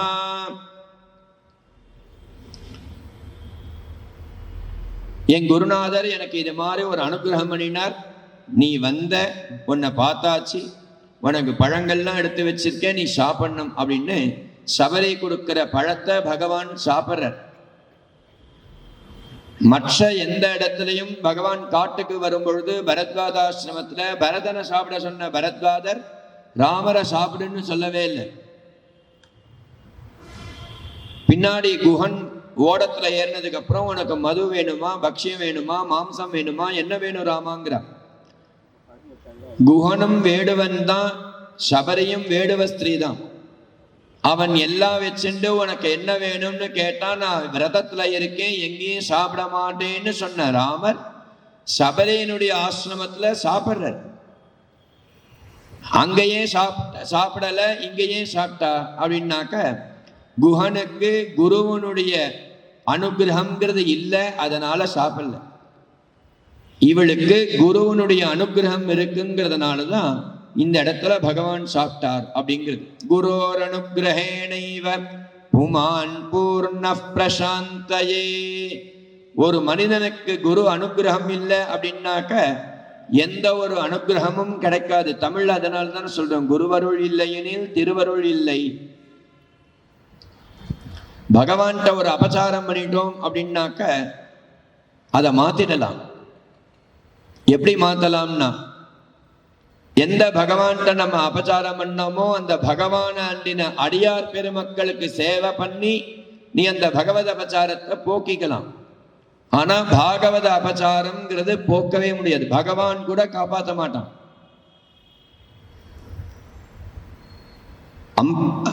அம்பரீஷ சரித்திரமே அதுதானே, பாகவதத்துல அம்பரீஷ சரித்திரமே அதுதான். பாகவத அபச்சாரம் பண்ணார் துர்வாச மகரிஷி அம்பரீஷன்ட்ட. அவனுடைய சுதர்சன சக்கரம் என்னை துரத்துறது, நீங்க தான் காப்பாற்றணும்னு பிரம்மலோகம் போனார், விஷ்ணுலோகம் போனார், கைலாசம் போனார். இதெல்லாம் நான் எதையுமே பண்ண முடியாது, நீங்க அவன் காலையே விழுங்கோ சரியாயிடும்னு. திரும்ப அம்பரீஷன் காலில் துர்வாசர் விழுந்தார். அதுக்கப்புறம் சுதர்சன சக்கரம் பூஜையிலிருந்து வந்து அனுகிரகம் பண்ணிட்டுன்னு கதை அங்க சரித்திரம். பகவான்கிட்ட பண்ண அபச்சாரத்தை பாகவதாளால நம்ம போக்கிக்கலாம். பாகவதாட்டையோ குரு கிட்டையோ மகான்கள் கிட்டையோ அபச்சாரம் பண்ணாக்க பகவான் கூட நம்மளை ரட்சிக்க மாட்டான். பகவான் அங்க இருக்க சொல்லி சபரி வந்து தன்னுடைய குருநாதர் எந்த அக்னியில இறங்கினாரோ அந்த அக்னி இன்னும் ஜொலிச்சுட்டு இருக்கு.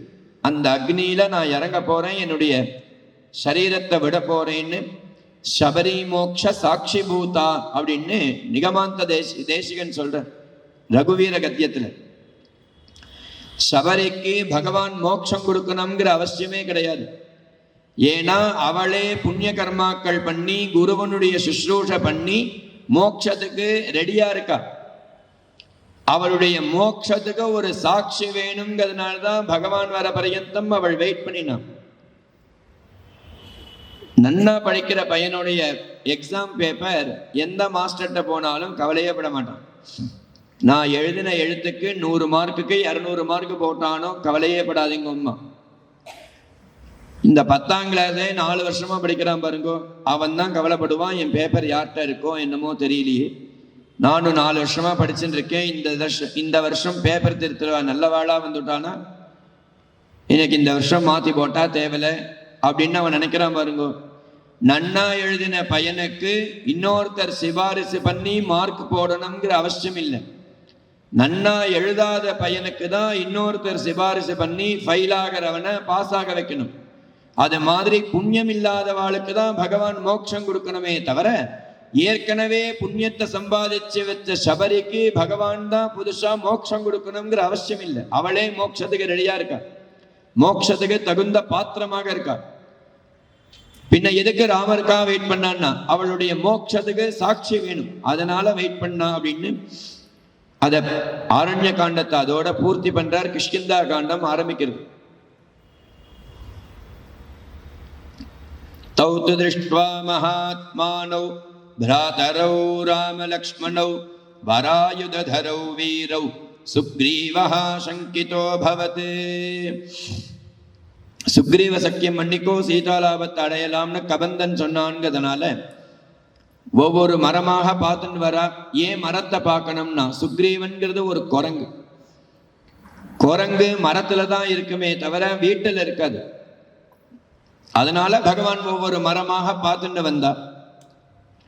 இப்படி பார்த்துட்டே வரும்பொழுது சுக்ரீவன் ஆஞ்சநேய சுவாமியை கூப்பிட்டு சொல்றான், யாரோ 2 பேர் வரா, அவ 2 பேரு எங்க அண்ணா வாலி அனுப்பி வரா போல இருக்கு, அவ வரும்பொழுது எல்லா மிருகத்தையும் அடிச்சுட்டே வரா, யாரு என்னன்னு நீ போய் கேட்டுட்டு வா அப்படின்னு ஆஞ்சநேய சுவாமிகிட்ட சொல்ல, ஆஞ்சநேய சுவாமி தூரத்துல இருந்து ராமலட்சுமணால பார்க்கறா. பார்க்கும் பொழுது இவா 2 பேர் நீ நினைக்கிற மாதிரி கிடையாது சுக்ரீவா, ரொம்ப நல்லவாளா தெரியுறா இவா 2 பேர். இவர் பார்த்த மாத்திரத்திலேயே சொல்றார். ஏன் அப்படின்னாக்க, நல்லவாளுக்கு நல்ல எண்ணம் இருக்கிறவாளுக்கு பார்த்த மாத்திரத்திலேயே இவா நல்லவாளா கெட்டவாளான்னு சொல்லிடலாம். ஏமாத்துறவாளுக்கு தான் இவா நல்லவாளா கெட்டவாளான்னு சொல்ல முடியாது. ஏன் இப்படி பண்ணான்னா, ஆஞ்சநேய சுவாமி வேதத்தை அத்தியனம் பண்ணினவர், சுக்ரீவன் வேதம் படிக்கல. வேதத்தை அத்தியனம் பண்ணி என்ன ஆறுதுன்னாக்க, யாரு நல்லவா யாரு கெட்டவான்னு தன்னுடைய தபோபலத்தினால தெரியுது. வச்சோ விஜ்ஞாய ஹனுமான் சுக்ரீவஸ்ய மகாத்மனஹ பர்வதாத் ரிஷ்யமூகாத்து புப்ளுவே யத்ர ராகவோ. நீ போய் யாருன்னு கேட்டுன்னு வா அப்படின்னு சொல்ல, சுக்ரீவன் சொன்னதுக்கு அப்புறம் ஆஞ்சநேய சுவாமி கபிரூபம் பரித்யஜ்ய பிக்ஷுரூபம் ததோ பேஜே ஷட புத்திதயா கபிஹி. அங்கிருந்து கிளம்பும் பொழுது குரங்கு வேஷத்தோட கிளம்பின ஆஞ்சநேய சுவாமி கிட்டக்க வரும்பொழுது பிக்ஷுரூபம்னு சொல்றார். பிக்ஷுரூபம்னா மற்ற உபன்யாசிகள் சில பேர் என்ன சொல்றான்னா சன்னியாசி வேஷம் போட்டுண்டு வரான்னு சொல்றான். ஏன்னா பிக்ஷ பண்றவா 2 பேர் தான், ஒன்னு சன்னியாசிகள், இன்னொன்னு பிரம்மச்சாரி. இவாளுக்கு தான் பிக்ஷைங்கிற வார்த்தை வரும். இங்க பிக்ஷரூபம் அப்படின்ன உடனே சன்னியாசியா வந்தார் ஆஞ்சநேயர்னு மற்ற உபன்யாசிகள் சில பேர் சொல்றார். ஆனா சன்னியாசியாக ஆஞ்சநேய சுவாமி வரல. சன்னியாசியாக வந்தா என்ன பிரச்சனைன்னு சொல்றேன். ஆஞ்சநேய சுவாமி ஒரு கால் சன்னியாசியாக வந்தார்னா ராமர் ஆஞ்சநேய சுவாமிக்கு நமஸ்காரம் பண்ற மாதிரி ஆயிடும். ஏன் அப்படின்னா சித்த முன்னாடி சொன்னனே, காஷாய தண்டமாத்திரேன எதி பூஜ்யோ ந சம்சயா. நீ காஷாய தண்டமாத்திரத்தை பார்த்து கமண்டலுவை பார்த்து அவ யதிகள்னு சம்சயமாக நீ பூஜை பண்ணுன்னு சொல்றது சாஸ்திரம். பிரம்மச்சாரி ரூபமாக ஆஞ்சநேய சுவாமி வந்தார்னு தான் சொல்லணும். சன்னியாசி வேஷம் போட்டு வந்தார்னு சொல்றது தப்பு. ஆஞ்சநேய சுவாமி பிரம்மச்சாரி வேஷம் போட்டு கிட்டக்க வரா. விநீதவதுபாகம்ய ராகவோ பிரணிபத்ய ச ஆபபாஷே ததா வீரௌ யதாவத் பிரசசம்ச ச. ஆஞ்சநேய சுவாமிக்கு இவா 2 பேரையும் பார்த்த உடனே நமஸ்காரம் பண்ணணும்னு தோன்றது. இவா 2 பேரையும் பார்த்தா நமஸ்காரம் பண்ணணும்னு தோன்றது. ஆனா அண்ணா தம்பி மாதிரி இருக்கா இவா 2 பேரு. இதுல யார் அண்ணா யார் தம்பின்னு புரியாம நமஸ்காரம் பண்ணாம நிக்கிறவர். நான் நமஸ்காரம் பண்ணணும்னு நினைக்கிறேன், நீங்க யார் அண்ணா யார் தம்பின்னு சொல்லுங்க அப்படின்னு கேட்க கூடாது. கேட்டா வந்தவர் அசடுன்னு அர்த்தம். இந்த நமஸ்காரத்துல பல விதங்கள் இருக்கு. அண்ணா தம்பி 2 பேரும் இருக்கும் பொழுது அண்ணாக்கு முதல்ல நமஸ்காரம் பண்ணணும், தம்பிக்கு பின்னாடி நமஸ்காரம் பண்ணணும். கார்த்தால சூரியன் கிழக்க இருக்கும் பொழுது கிழக்கு திக்கு காலை நீட்டி நமஸ்காரம் பண்ணக்கூடாது. சூரிய பகவான காலை நீட்டி அவமரியாதை படுத்துற மாதிரி ஆயிடும். மேற்க சூரியன் இருக்கும் பொழுது மேற்க காலை நீட்டி நமஸ்காரம் பண்ணக்கூடாது. ஏன்னா சூரியன் அஸ்தமிச்சாச்சு. அந்த பக்கம் பார்த்து காலை நீட்டினா சூரிய பகவான அவமரியாதை படுத்துற மாதிரி ஆயிடும். நம்மளுடைய தர்மத்துல கேட்டு தெரிஞ்சுக்கிற மாதிரியே ஒரு லிங்கமும் கிடையாது ஒரு காலத்துல. இப்பதான் எல்லாம் மாறி போயிடுது. ஒரு காலத்துல பார்த்தாக்கா நீங்க பிரம்மச்சாரியா கல்யாணம் ஆயிடுத்தா குழந்தை பிறந்துட்டா பிறக்கலையான்னு யாரை பார்த்தாலும் கேட்கற மாதிரியே இல்லை. ஏன்னா பிரம்மச்சாரினா தட்டாட தான் கட்டுவார், கிரகஸ்தன்னா கச்சம் கட்டுவார், வானப்பிரஸ்தன்னா தாடி, சந்நியாசனா காஷாய தண்ட கமண்டலு. இன்னைக்கு எல்லாமே கேட்டு தெரிஞ்சுக்கிற மாதிரி இருக்கு. நம்ம பண்ண பாபத்தினால தோஷத்தினால. நம்ம பக்கத்துல ஒருத்தன் பிரயாணம் பண்றானா, ஏன் சார் நீங்க பிராமினான்னு கேட்கிறான். இவன் கேட்டவன் கேட்டுட்டானே தவிர அந்த பேச்சு வாங்கினவனுக்கு நம்மளை பார்த்தா பிராமினான்னு கேட்கிறானே, கேட்டு தெரிஞ்சுக்கிற மாதிரி தான் இருக்கா, நம்ம பிராமின் மாதிரி இருக்கோமா இல்லையான்னு கண்ணாடியை வேற ஒரு தடவை பார்த்துக்கிறான். அவன் பிராமினா இருந்தாலும் வருத்தப்படுறான், வேற எந்த மீனா இருந்தாலும் வருத்தப்படுறான். பிராமினா இல்லாம ஒருத்தரை பார்த்து பிராமினான்னு கேட்டாக்க, என்ன போய் நீங்க பிராமினான்னு கேட்கிறாரு அப்படின்னு தோன்றுது. கேட்டு தெரிஞ்சுக்கிற மாதிரி லிங்கமே கிடையாது, எல்லாமே பார்த்த மாத்திரத்துல தெரியும் ஒரு காலத்துல. இங்க அண்ணா தம்பி யாருன்னு புரியலையே, நமஸ்காரம் பண்ணணும்னு நினைக்கிறோமேன்னு ஆஞ்சநேய சுவாமி பண்ண காரியத்தினால ராமபிரான் மூக்குக்கு மேல விரல வச்சுட்டாராம். என்ன வச்சுட்டாருன்னா, என்ன பண்ணாருன்னா ஆஞ்சநேயர், நான் நமஸ்காரம் பண்றேன், அண்ணா தம்பி யாரோ நீங்க பிரிச்சு எடுத்துக்கோங்கன்னு நமஸ்காரம் பண்ணி 4 காலையும் சேர்த்து பிடிச்சாராம். ஆபபாஷே ததா வீரௌ யதாவத் பிரசம்சச. ஏன்னா ஆஞ்சநேயர் நினைக்கிறது முழுக்க ராமபிரானும் நினைக்கிறார். இவன் நல்லவனா இருக்கான், நமஸ்காரம் பண்ணணும்னு நினைக்கிறான், அண்ணா தம்பி புரியாம தவிக்கிறான், நம்ம சொல்லக்கூடாது, இவன் என்ன பண்ணலான்னு பார்க்கலாம்னு ராமரும் வெயிட் பண்றார். இவர் நமஸ்காரம் பண்ணி 4 காலையும் சேர்த்து பிடிச்சதுனால ராமபிரான் மூக்குக்கு மேல விரல் சின்னலாம். அடே அப்பா, இவன் ரொம்ப கெட்டிக்காரனா இருக்கான், இவன்கிட்ட ஜாகிரதையா பழகணும்னு நினைச்சாராம் ராமபிரான். ராமபிரான் ஆஞ்சநேய சுவாமிகிட்ட ஜாகிரதையா பழகணும்னு நினைச்சாருன்னா அப்ப ஆஞ்சநேய சுவாமிக்கு எத்தனை கெட்டிக்காரத்தனம் இருக்கணும். சும்மாவா? புத்திர் பலம் யசோதைரியம் நிர்பயத்வம் அரோகதா, அபாரமான புத்தி சக்தி. ராமபிரானை பார்த்து நமஸ்காரம் பண்ணி எழுந்ததுக்கு அப்புறம் கேட்கிறார், ராஜரிஷி தேவ பிரதிமோ, உங்களை பார்த்தா ராஜரிஷி மாதிரி இருக்கே. ராஜரிஷின்னு நான் மாத்தி சொல்லிட்டேன், தேவ பிரதிமோ, தேவதைகள் மாதிரி இருக்கீங்களே 2 பேரும்.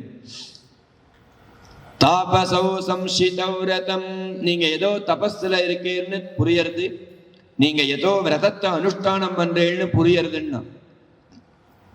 எதை வச்சு இவர் விரதத்தை அனுஷ்டானம் பண்றாருன்னு ஆஞ்சநேய சுவாமி சொல்றாருன்னா, நமஸ்காரம் பண்ணும் பொழுது கௌசல்யா தேவி ராமபிரானுடைய காலில் கட்டின ரக்ஷையை அவர் பார்த்துட்டார். இன்னைக்கும் வடூர் ராமரை போய் பார்த்தேன்னாக்கா தீபாராதனை பண்ணி அந்த பட்டர் காமிப்பார். அந்த வஸ்திரத்தை நகர்த்தி தன்னுடைய அம்மா கௌசல்யா தேவி காட்டுக்கு கிளம்பும் போது காலில் கட்டி விட்ட ரக்ஷேம்பர். இது மாதிரி க்ஷேத்திரத்துக்கெல்லாம் போய் தரிசனம் பண்ணணும்.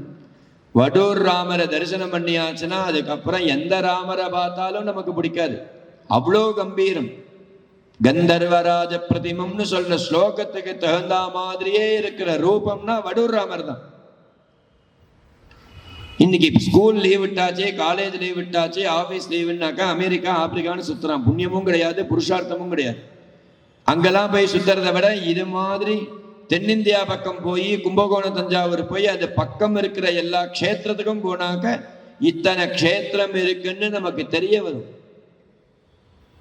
இத்தனை க்ஷேத்திரத்தையும் தரிசனம் பண்ணினாக்க அந்த தரிசனம் பண்ண புண்ணியம் நம்ம குடும்பத்தை எங்கேயோ கொண்டு போய் வைக்கும்.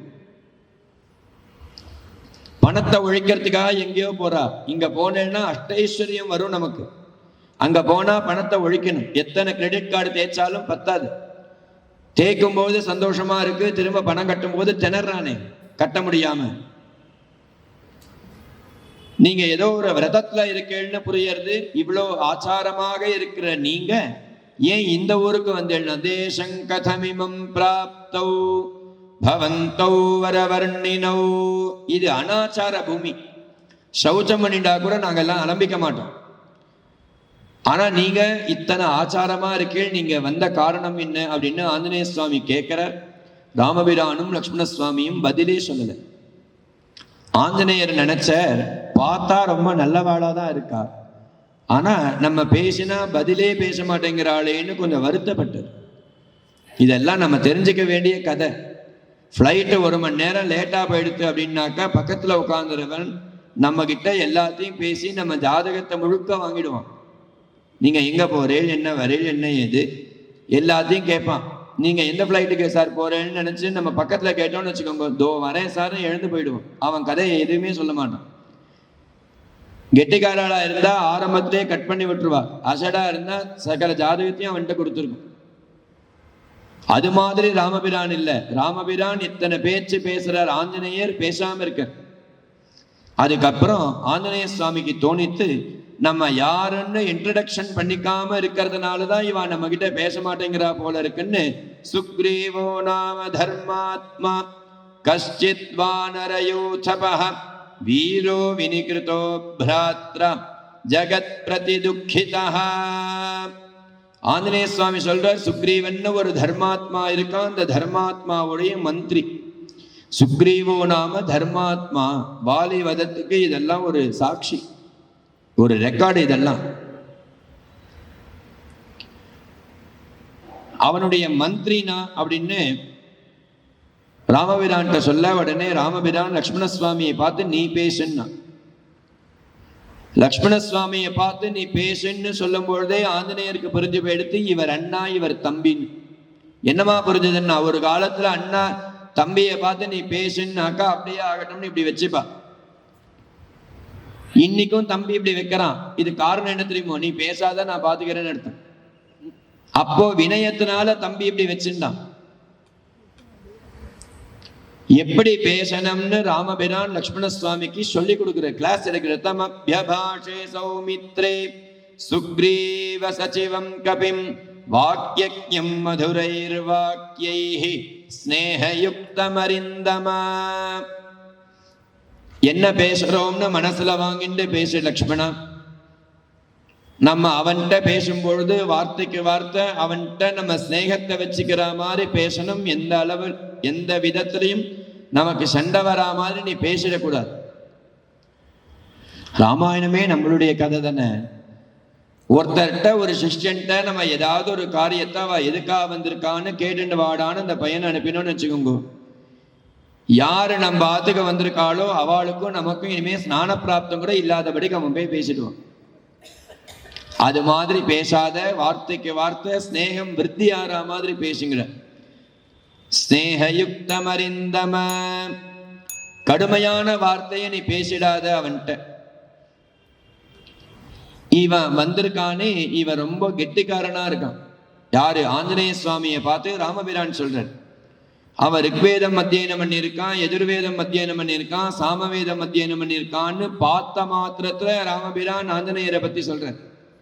என்னமா சொல்றான்னா, நான் ரிக்வேத வினீதஸ்ய. ரிக்வேதம் அத்தியனம் பண்ணியிருக்கான்டா அவன். என்னமா சொல்றேன்னா, அவன் எவ்வளவு வினயமா இருக்கான் பாரு. ரிக்வேதத்தை அத்தியனம் பண்ணா வினயமா இருப்பான். நான் எதிர்வேத தாரிணா. அவன் எதிர்வேதத்தை அத்தியனம் பண்ணியிருக்கான்னு. என்னமா சொல்றேன்னா, எதிர்வேதத்தை அத்தியனம் பண்ணணும்னா ஞாபக சக்தி ஜாஸ்தியா இருந்தாதான் எதிர்வேதத்தை படிக்க முடியும். ஏன் அப்படின்னாக்க, எதிர்வேதத்துல கவலபாகம்ங்கிறது ஒண்ணு. கவலபாகம்னா நிறைய ஒரே வார்த்தைகள் நிறைய இடத்துல வரும். புரியுற மாதிரி சொல்லணும்னா, ஆயதனவான் பவதி அக்னிர்வா அபாமாயதனம் ஆயதனவான் பவதி யோ அக்னேராயதனம் வேத ஆயதனவான் பவதி. ஆத்துல ஹோமம் முடிச்சு யோபா புஷ்பம் வேதனா எல்லா மாமா மாமி எல்லாரும் சேர்ந்து சொல்றா. ஆயதனவான் பவதினா எல்லாரும் வாய மூடின்றுவா. ஏன்னா அடுத்தது அக்னிர்வாபாமாயத்தனமா வாயுர்வாபாமாயத்தனமான கவலைகள் உண்டு. இதுல ஏதாவது ஒண்ணுக்கு ரெண்டு மாத்தி சொல்லிட்டானா பிரச்சனையா போயிடும். ஞாபக சக்தி இருந்தாதான் எதிர்வேதத்தை அத்தியனம் பண்ண முடியும். கலியுகத்துல நமக்கு எப்போதுமே விபரீதமா தானே தோன்றது. யோபா புஷ்பம் வேதனா மாமாக்கள் எல்லாரும் பேசாம இருக்கா, மாமிகள்லாம் கோரஸா சொல்ற. ஏன்னாக்க வேதம் ஸ்திரீகள் சொல்லக்கூடாது. கலியினுடைய லட்சணம் ஸ்திரீகளுக்கு சொல்லணுங்கிற அபிப்பிராயம் சொல்ல ஆரம்பிச்சிடல. ஸ்திரீகள் எந்த காரணத்து கொண்டும் வேத மந்திரங்கள் காயத்ரி மந்திரங்கள்லாம் சொல்லக்கூடாது. சொல்ல வேண்டியவா சொல்லாம இருந்தாலும் தோஷம், சொல்லாதவா சொல்லினாலும் தோஷம். ஸ்திரீகளுக்கு மந்திரம் பாகம்ங்கிறது கிடையாது. ஆனா சில இடத்துல அவ வேத மந்திரம் சொல்லணும். எந்த இடத்துலலாம் சொல்லணும் அப்படின்னா, கல்யாணமாகி பர்த்தாவோட ஆத்துக்கு வரணும், கையில அக்னி எடுத்துன்னு வரணும். ஔபாசன அக்னி 4 நாள் கல்யாணம் பண்ணணும். இன்னைக்கு எல்லாம் 2 நாள் கல்யாணமா போயிடுது. 2 நாள் கல்யாணம் பண்ணினாக்கா சாஸ்திரோக்தமாக அது கல்யாணத்துல சேரவே சேராது. ஏதோ ரிஜிஸ்டர் ஆஃபீஸ்ல கையெழுத்து போட்டுக்கிறதுக்கு வேணா நீங்க வச்சுக்கலாம். சாஸ்திரம் சொல்றது 5 நாள் கல்யாணம். மாங்கல்ய தாரணம் பண்ணி கல்யாணத்துக்கு உண்டான ஹோமங்கள் பண்ணி மண்டபத்தில இருந்து பொன்னாத்துக்காரால விட்டு பொன்னை ஐஷன்னு நீ ஆத்துக்கு வா. ஆத்துக்கு வந்தோடனே பிரவிஷ்ய ஹோமம்னு பேரு. வந்த உடனே சில ஹோமங்கள் உண்டு. இந்த குழந்தை ஆத்துக்கு வரும்பொழுது நம்ம ஆத்து வாசப்படியில உள்ள கால் எடுத்து வைக்கும் பொழுது அந்த பொண்ணு மந்திரம் சொல்லணும். என்ன மந்திரம் சொல்லணும்னா, கிருஹான் பத்ரான் சுமன சப்ரபத்யே அவீரக்னி வீரவத சுவீரான் இராம் வஹதோ கிருத முக்ஷமானாஹ தேஷ்வஹகும் சுமனா சம்விஷாமி. இப்பதானே சார் நீங்க சொன்னேன் ஸ்திரீகள் வேதம் சொல்லக்கூடாதுன்னு, இப்ப நீங்க சொல்லணுங்கிறேன் அப்படின்னாக்க இந்த இடத்துல ஸ்திரீகள் வேதம் சொல்லணும். ஏன்னா நான் இந்த பையனை கல்யாணம் பண்ணிட்டு இந்த இடத்துக்கு நான் வரேன். கிருஹானு பத்ரானு, பத்ரம் அப்படின்னாக்கா சுபம் மங்களம் கல்யாணம் சிவம் அப்படின்னு இத்தனை அர்த்தம். நான் மங்களமா இந்த பையனை கல்யாணம் பண்ணிட்டு இந்த ஆத்துக்கு வரேன். நான் இந்த ஆத்துக்கு வந்த நேரம் மச்சனம் கல்யாணம் ஆச்சு, நாத்தனார் கல்யாணம் ஆச்சு, வீடு வாங்கினா கார் வாங்கினான்னு மேல மேல வாழ்க்கையில சௌக்கியம்தான் இருக்கணும். இரம்பஹதோ கிருத முக்ஷமானாஹ, நாங்க 2 பேரும் இன்னைக்கு எப்படி சிரிச்ச முகத்தோட சுமனச சம்விஷாமி நல்ல மனசோட சந்தோஷமாக இருக்கோமோ இது மாதிரி வாழ்நாள் முழுக்க நாங்க இருக்கணும்னு பிரார்த்தனை. இந்த பிரார்த்தனையை சொல்லி ஆத்துக்கு வந்தவாள்லாம் சகல சௌக்கியமா இருந்தா. இன்னைக்கு இதெல்லாம் ஒண்ணுமே கிடையாது. இன்னும் சொல்ல போனா கல்யாணத்தன்னைக்கு ராத்திரி சாந்தி முகூர்த்தம் வைக்கிறதே தோஷம்தான், பண்ணக்கூடாது. 4 நாள் கல்யாணம் முடிஞ்சு 4வது நாள் கார்த்தால தஞ்சதுர்த்தியாம் அபரராத்திரியாம் உத்தாய, கல்யாணமாகி 4வது நாள் அபரராத்திரியில எழுந்துக்கோங்கிறது. அபரராத்திரினா 2 மணிக்கு மேல 3:30 மணிக்குள்ள இதுல எழுந்து சேஷஹோமம் பண்ணணும். சேஷஹோமம் பண்ணும் பொழுது அந்த மந்திரத்துக்கு என்ன பலன் தெரியுமோ, இந்த பெண்ணோட கையிலையோ இந்த பையனோடைய கையிலையோ தப்பான ரேகைகள் கெட்ட ரேகைகள் ஏதாவது இருந்ததுன்னா, இந்த குடும்பத்துக்கு ஆபத்து வரா மாதிரி உள்ள ரேகைகளோ, இந்த கணவனுக்கு ஆபத்து வரா மாதிரி உள்ள ரேகைகளோ, இந்த பொண்ணு வந்த நேரம் ஐஸ்வர்யம் தங்காம இருக்கிற ரேகைகளோ, இந்த பொண்ணு வந்த நேரம் பந்துக்களுக்கு ஏதாவது ஆபத்து வரா மாதிரி உள்ள ரேகைகளோ, எல்லா ரேகைகளும் நாம் பண்ற இந்த ஹோமத்தினால அழியட்டும்னு அர்த்தம். 5 விதமான ஆகுதி. இது ஏன் அபரராத்திரியில பண்ணணும்னா, விடிய கார்த்தால பண்ணினாதான், பட்சிகள் சப்திக்கிறதுக்கு முன்னாடி பண்ணாதான் தேவதைகளுக்கு உடனே போய் சேருமா. இன்னைக்கும் பாருங்க, நீங்க ஏதாவது ஒரு பாட்டு டவுன்லோட் பண்ணணும்னா 10 நிமிஷம் ஆகுது, 20 நிமிஷம் ஆகுது.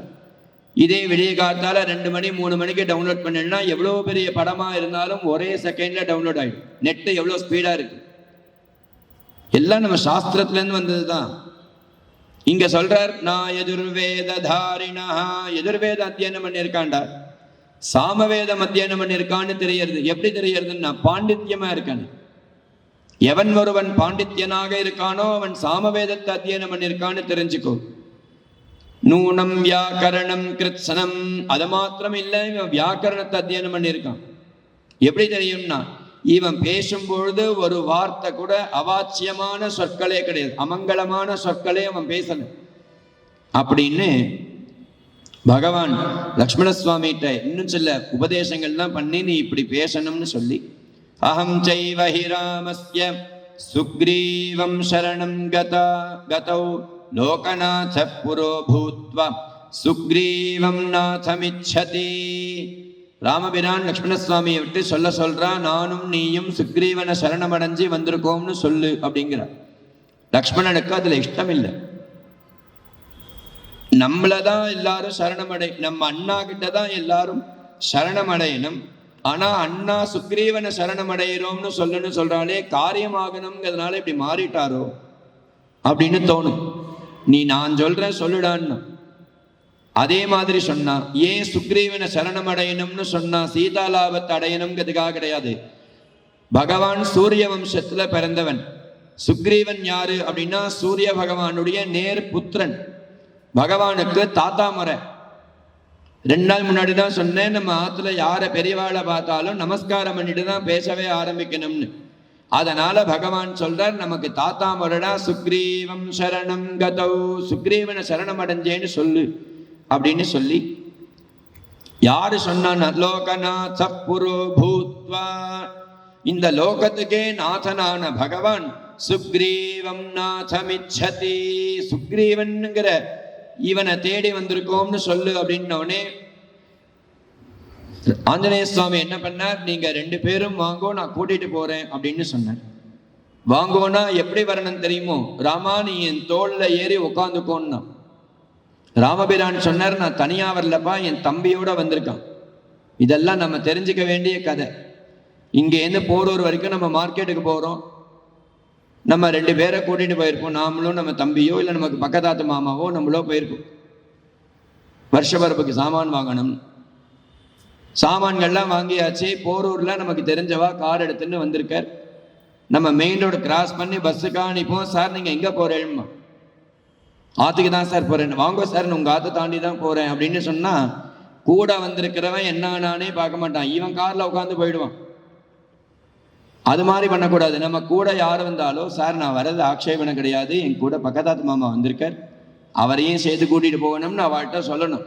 ஏன்னா நீ சொன்னாதானே அவளுக்கு தெரியும், நீ தனியா வந்திருக்கேன்னு நினைச்சுன்னு அவன் கார்ல ஏறுங்கிறான். நீ சொன்னாதான் அவளுக்கு தெரியும். 2 பேரையும் கார்ல ஏறுங்கன்னா 2 பேரும் சேர்ந்து போகலாம். இல்லைன்னா இல்லை சார் நான் தனியா வரல, கார்ல வரல, பஸ்லயே நான் அவரோட சேர்ந்து வரேன், வரும்போது சேர்ந்து தான் வந்தோம். இதெல்லாம் நம்ம தெரிஞ்சுக்க வேண்டிய கதை. ஆஞ்சநேய சுவாமி ராமபிரானை ஏறுங்கோன்னு சொல்லும் பொழுது ராமபிரான் சொல்றார், தம்பி வந்திருக்கான்ப்பா, தம்பியும் சேர்த்துக்கணும். அவரையும் தான் சொல்றேன், நீங்க ஏறுங்கோன்னா. என்னமா ஏறதுன்னா, இந்த தோல்ல ஒருத்தர் இந்த தோல்ல ஒருத்தர் ஏறிக்கோங்கோ அப்படின்னு சொன்னார் ஆஞ்சநேயர். ஒரே நேரத்துல பகவானுடைய பாதஸ்பர்ஷம், பாகவதனுடைய பாதஸ்பர்ஷம் ஹிருதயத்துக்கு நேரம் நிக்கிறது. 4 சரணமும், எந்த 4 சரணத்துக்கு ஆஞ்சநேயர் நமஸ்காரம் பண்ணி கையால பிடிச்சாரோ அந்த 4 சரணமும் நெஞ்சில வந்து முட்டுறது. முட்டினா ராமநாமாங்கிறது அப்பதான் ஸ்புரிக்கிறது ஆஞ்சநேய சுவாமிக்கு. ஆஞ்சநேய சுவாமி வந்ததுக்கு அப்புறம் ராமன் ஒரு இடத்துல சிரமப்பட்டானே கிடையாது. ராமன் ராஜாவாயாச்சு. பட்டாபிஷேகம் ஆனாதான் ராமன் ராஜா ஆகணும்னு இல்லை. இனிமே இந்த சரணம் எங்கேயுமே நடக்கல. ஆஞ்சநேயர் வர பரியந்தம் தான் கல்லுலையும் முள்ளுலையும் காட்டுலையும் வெயிலையும் மழையிலையும் நடந்தது. ஆஞ்சநேயர் எப்போ வந்தாரோ அன்னியிலிருந்து பகவானுக்கு க்ஷேமம் ஆரம்பிச்சாச்சு. பிரதிகிருஹ்ய அர்ச்சயஸ்வ ஏகௌ பூஜனீயதமாபுபௌ, அங்க கொண்டு போய் விட்டார் ஆஞ்சநேயர். சுக்ரீவனை உள்ள இருந்தான், அவனை போய் ஆஞ்சநேய சுவாமி சொல்லி, இவா 2 பேர் ராமலக்ஷ்மணாள்னு பேரு, அவ உன்னை சரணமடைகிறேன்னு சொல்லுவா, ஆனா நீ அவளுடைய சரணத்தை ஏத்துக்க கூடாது, நீ சரணமடைகிறேன்னு சொல்லு, அவளுக்கு உன்னால ஒரு காரியமாகணும் அப்படின்னு சொல்லி கூட்டிட்டு வருவேன். அப்படி கூட்டிட்டு வந்தோடனே நம்ம என்னதான் உள்ளுக்குள்ள பேசி கூட்டிட்டு வந்தாலும் ஏற மண்டைக்கு தான் ஏறும், எல்லாருக்கும் ஏறாது. இவன் சுக்ரீவ வெளியில வந்தோடனே ரோச்சதே தேவா சக்கியம் பாஹுரேஷு பிரசாரிதா கிருஹ்யதாம் பாணினா பாணிஹி மரியாதா பத்யதாம். இவன் இவ்வளவு தூரம் சொல்லியிருக்கானோன்னு ஆஞ்சநேய சுவாமி சுக்ரீவன் வெளியில வந்ததுக்கு அப்புறம், உன்னோட எனக்கு ஃப்ரெண்ட்ஷிப் வச்சுக்கிறது இஷ்டமா இருக்குமே ஆனால் நான் கையை நீட்டினேன்னா சுக்ரீவன் கையை நீட்டின உடனே ராமபிரான் இப்படின்னர். ராமபிரான் பண்ற இந்த வணக்கத்தை அவன் வாங்கிக்காம திரும்ப இப்படியே நிற்கிறான். ராமபிரான் என்ன நினைச்சார், இந்த தேசத்து சம்பிரதாயம் போல இருக்கு, நம்மளும் கையை கொடுப்போம்னு கையை கொடுத்தா அவன் குலுக்க ஆரம்பிச்சிடான். இந்த கையை கொடுத்து குலுக்கிற சம்பிரதாயம் முதல்ல சுக்ரீவன் தான் ஆரம்பிச்சான். இது யாரெல்லாம் பண்றாளோ அவெல்லாம் சுக்ரீவனுடைய ஜீன். அதனால சாஸ்திரம் என்ன சொல்றதுன்னா, கையை தொடணும்னு சொல்றதே தவிர குலுக்கணும்னு எங்கேயுமே சொல்லுது. சில இடத்துல போய் கையை கொடுத்துட்டோம்னா, ஏண்டாப்பா கொடுத்தோம்னா இது 10 நிமிஷம் முடிச்சு குலுக்குறான், கையை வலிக்கிறது, மணிக்கட்டெல்லாம் வலிக்கிறது. சாகாம் சந்தன விருக்ஷஸ்ய ததௌ பரம புஷ்பிதாம். சுக்ரீவன் வந்தா ஒரு மரத்துல இருந்து கிளையை அடைச்சிட்டு தனக்கு ஆசனமா போட்டுண்டான். பகவானுக்கு ஒரு ஆசனம் கொடுக்கணும்னு பக்கத்துல இருந்த மரத்துல இருந்து ஒரு விருட்சத்தை ஒரு கிளையை உடைச்சி கொடுத்தான். பகவான் உட்கார்ந்தார். லக்ஷ்மண சுவாமியை சுக்ரீவன் கண்டுக்கவே இல்லை. ராமபிரானுக்கு முகம் கொஞ்சம் செவந்தது. ராமபிரானுடைய முகம் செவந்ததை பார்த்தோன்னே ஆஞ்சநேய சுவாமி என்ன பண்ணார்னா சாகாம் சந்தன விருக்ஷஸ்ய ததௌ பரம புஷ்பிதாம். பக்கத்துல எத்தனையோ மரங்கள் இருக்கும்போது சந்தன மரத்துல இருந்து ஒரு கிளைய உடைச்சின்னு வந்து போட்டார்னு இருக்கு. ஏன் சந்தன மரத்துல இருந்து உடைச்சு போடணும்? ராமபிரானுக்கு லக்ஷ்மண சுவாமிக்கு ஒரு ஆசனம் கொடுக்கறேன்னு கோபத்தினால முகம் செவர்க்கிறது. சந்தனம் வந்து உஷ்ணத்தை தணிக்கிறது, குளிர்ச்சியை கொடுக்கிறது. ராமபிரானுடைய கோபத்தை தணிக்கணுங்கிறதுனால சாகாம் சந்தன விருக்ஷஸ்ய. அது மாத்திரம் ஒரு காரணம் இல்லை. லக்ஷ்மண சுவாமி யாரு? ஆதிசேஷன். பாம்புக்கு உடம்பு ரொம்ப சூடா போயிடுச்சுன்னா சந்தன மரத்தை போய் சுத்திண்டு சட்டையை உரிக்கும். அது இவன் வந்தவன் ஆதிசேஷன்கிறதுனால சந்தன விருட்சத்திலிருந்து கொண்டு வர ஆஞ்சநேய சுவாமி. நாஹம் ஜானாமி கேயூரே நாஹம் ஜானாமி குண்டலே. சந்தன மரத்துல கொண்டு வந்து ஒரு கலையை பிடுங்கி போட்டு லக்ஷ்மண சுவாமியை உட்கார சொல்லி இவன் உட்கார்ந்தாக்கா சுக்ரீவன் என்ன பண்ணான்னா ரெண்டு பேருக்கும் சமத்துவத்தை பேசுறானா. ராமா, உனக்கும் ராஜ்யம் பிடுங்கி போயிடுத்து, எனக்கும் ராஜ்யம் போயிடுத்து. உன் கூட பிறந்தவனும் ராஜ்யத்தை பிடுங்கிட்டு போனான், என் கூட பிறந்தவனும் ராஜ்யத்தை பிடுங்கிட்டு போனான். உன் பொண்டாட்டியும் ஒருத்தன் தூக்கின்னு போயிட்டான், என் பொண்டாட்டியும் ஒருத்தன் தூக்கின்னு போயிட்டான். நீயும் பொண்டாட்டி கிடைச்சா தேவலைன்னு நினைக்கிற, நானும் பொண்டாட்டி கிடைச்சா தேவலைன்னு நினைக்கிறேன்னு சமத்துவத்தை பேசுறான். ஒருத்தட்ட நம்ம ஹெல்ப் பண்ணு போனாக்க அவ இது மாதிரிதான் பேசுவான்னு காமிக்கிறது. இங்க சில குரங்குகள்னா ரிஷிமுகத்துல இந்த நகைகள் கிடைச்சதுன்னு சுக்ரீவன்கிட்ட கொண்டு வந்து கொடுக்க, சுக்ரீவன் ராமபிரான்கிட்ட கொண்டு வந்து கொடுத்து இதெல்லாம் சீதாதேவியோட நகையா பாருங்கோ அப்படின்னு சொல்லி லக்ஷ்மண சுவாமிகிட்ட கேட்கிற ராமர், இதெல்லாம் மன்னியோடதா பாரு லக்ஷ்மணா அப்படின்னு. லக்ஷ்மணன் சொல்றார், நாஹம் ஜானாமி கேயூரே நாஹம் ஜானாமி குண்டலே. அதுல நிறைய நகைகள் இருக்கு. எனக்கு மன்னியோட தோடு எதுன்னு தெரியாது, செயின் எதுன்னு தெரியாது, ஹாரம் எதுன்னு தெரியாது, நெக்லஸ் எதுன்னு தெரியாது. எனக்கு ஒன்னே ஒன்று தெரியும். என்ன தெரியும்னா நூபுரே த்வபிஜானாமி நித்யம் பாதாபிவந்தனாத். மன்னியோடைய மெட்டி மாத்திரம் தெரியும், அதுவும் நித்தியப்படி நான் நமஸ்காரம் பண்றதுனால எனக்கு அது தெரியுமே தவிர மற்ற நகைகள்லாம் எனக்கு தெரியாதுன்னு லக்ஷ்மண சுவாமி சொல்றது. இதெல்லாம் கதையில தான் கேட்கலாம், கதையில தான் இதெல்லாம் கேட்கலாம். நாசஹாயமஹம் மன்யே சுக்ரீவம் தமிஹாகதம் அவஷ்டப்த சஹாயஸ்ச யமாஸ்ரித்யேஷ கர்ஜதி. இப்படி சுக்ரீவன் பேசணுன்னே பகவான் தலையில அடிச்சுட்டான். இவன்கிட்ட போய் நம்ம ஒத்தாசைக்குன்னு வந்திருக்குமே, இவன் என்ன பண்ண போறான், நம்ம கிட்ட உட்காந்து சமத்துவத்தை பேசுறானே அப்படின்னு. இங்க உனக்கு என்னடா பிரச்சனைன்னு சுக்ரீவன்கிட்ட. வாலிக்கும் எனக்கும் ஒரு பெரிய பிரச்சனை நடந்தது. ராட்சசாலோட சண்டை நடந்துட்டே இருந்தது. அந்த சண்டை நடக்கும்பொழுது ராட்சசாலோட வாலி வந்து ஒரு பெரிய குகைக்குள்ள போயிட்டான். அந்த குகைக்குள்ள போய் 1 மாசம் ஆச்சு, வெளியிலேயே வரல. அந்த குகையில இருந்து ரத்தம் மாத்திரம்தான் வெளியில வந்தது. ரத்தம் மாத்திரம் வெளியில வந்தோடனே அண்ணா காலமாயிட்டான் போல இருக்குன்னு நினைச்சுண்டு குரங்குகளுக்கு ராஜா இல்லாம இருக்கக்கூடாது, ஏன்னா குரங்குகளை கண்ட்ரோல் பண்ண முடியாது. அதனால குரங்குகளுக்கு ராஜா இல்லாம இருக்கக்கூடாதுன்னு இவன் வந்து ராஜாவாக இருக்கணும் அப்படின்னு சாமரம் ஒருத்தன் பிடிக்க, ஒருத்தன் வெண்குடைய பிடிக்க, இது மாதிரி அமக்களமாக வரான். வாலி பெரிய பலசாலி. அந்த பொந்த மூடுறதுக்கு ஒரு கல் இருக்கு. அந்த கல்லை ஓங்கி ஒரு அடி அடிச்சான், கல்லு நகர்ந்தது. இது மாதிரி சதுரங்க சைன்யத்தோட சுக்ரீவன் வர்றத வாலி பார்த்துட்டான். வாலி பார்த்த உடனே சுக்ரீவன் என்ன பண்ணியிருக்கணும், நீங்க இது மாதிரி ஆயிடுத்துன்னு நான் நினைச்சேன், அதனாலதான் நான் இது மாதிரி இருந்தேன் அப்படின்னு வாலியை பார்த்து நமஸ்காரம் பண்ணியிருக்கணும். அவன் இது பண்ணல. ஏன் பண்ணலைன்னா, ராஜ்ய சுகத்தை அனுபவிச்சவனுக்கு இந்த சுகத்திலிருந்து வெளியில வர்றதுக்கு இஷ்டம் இல்லாம எடுத்து.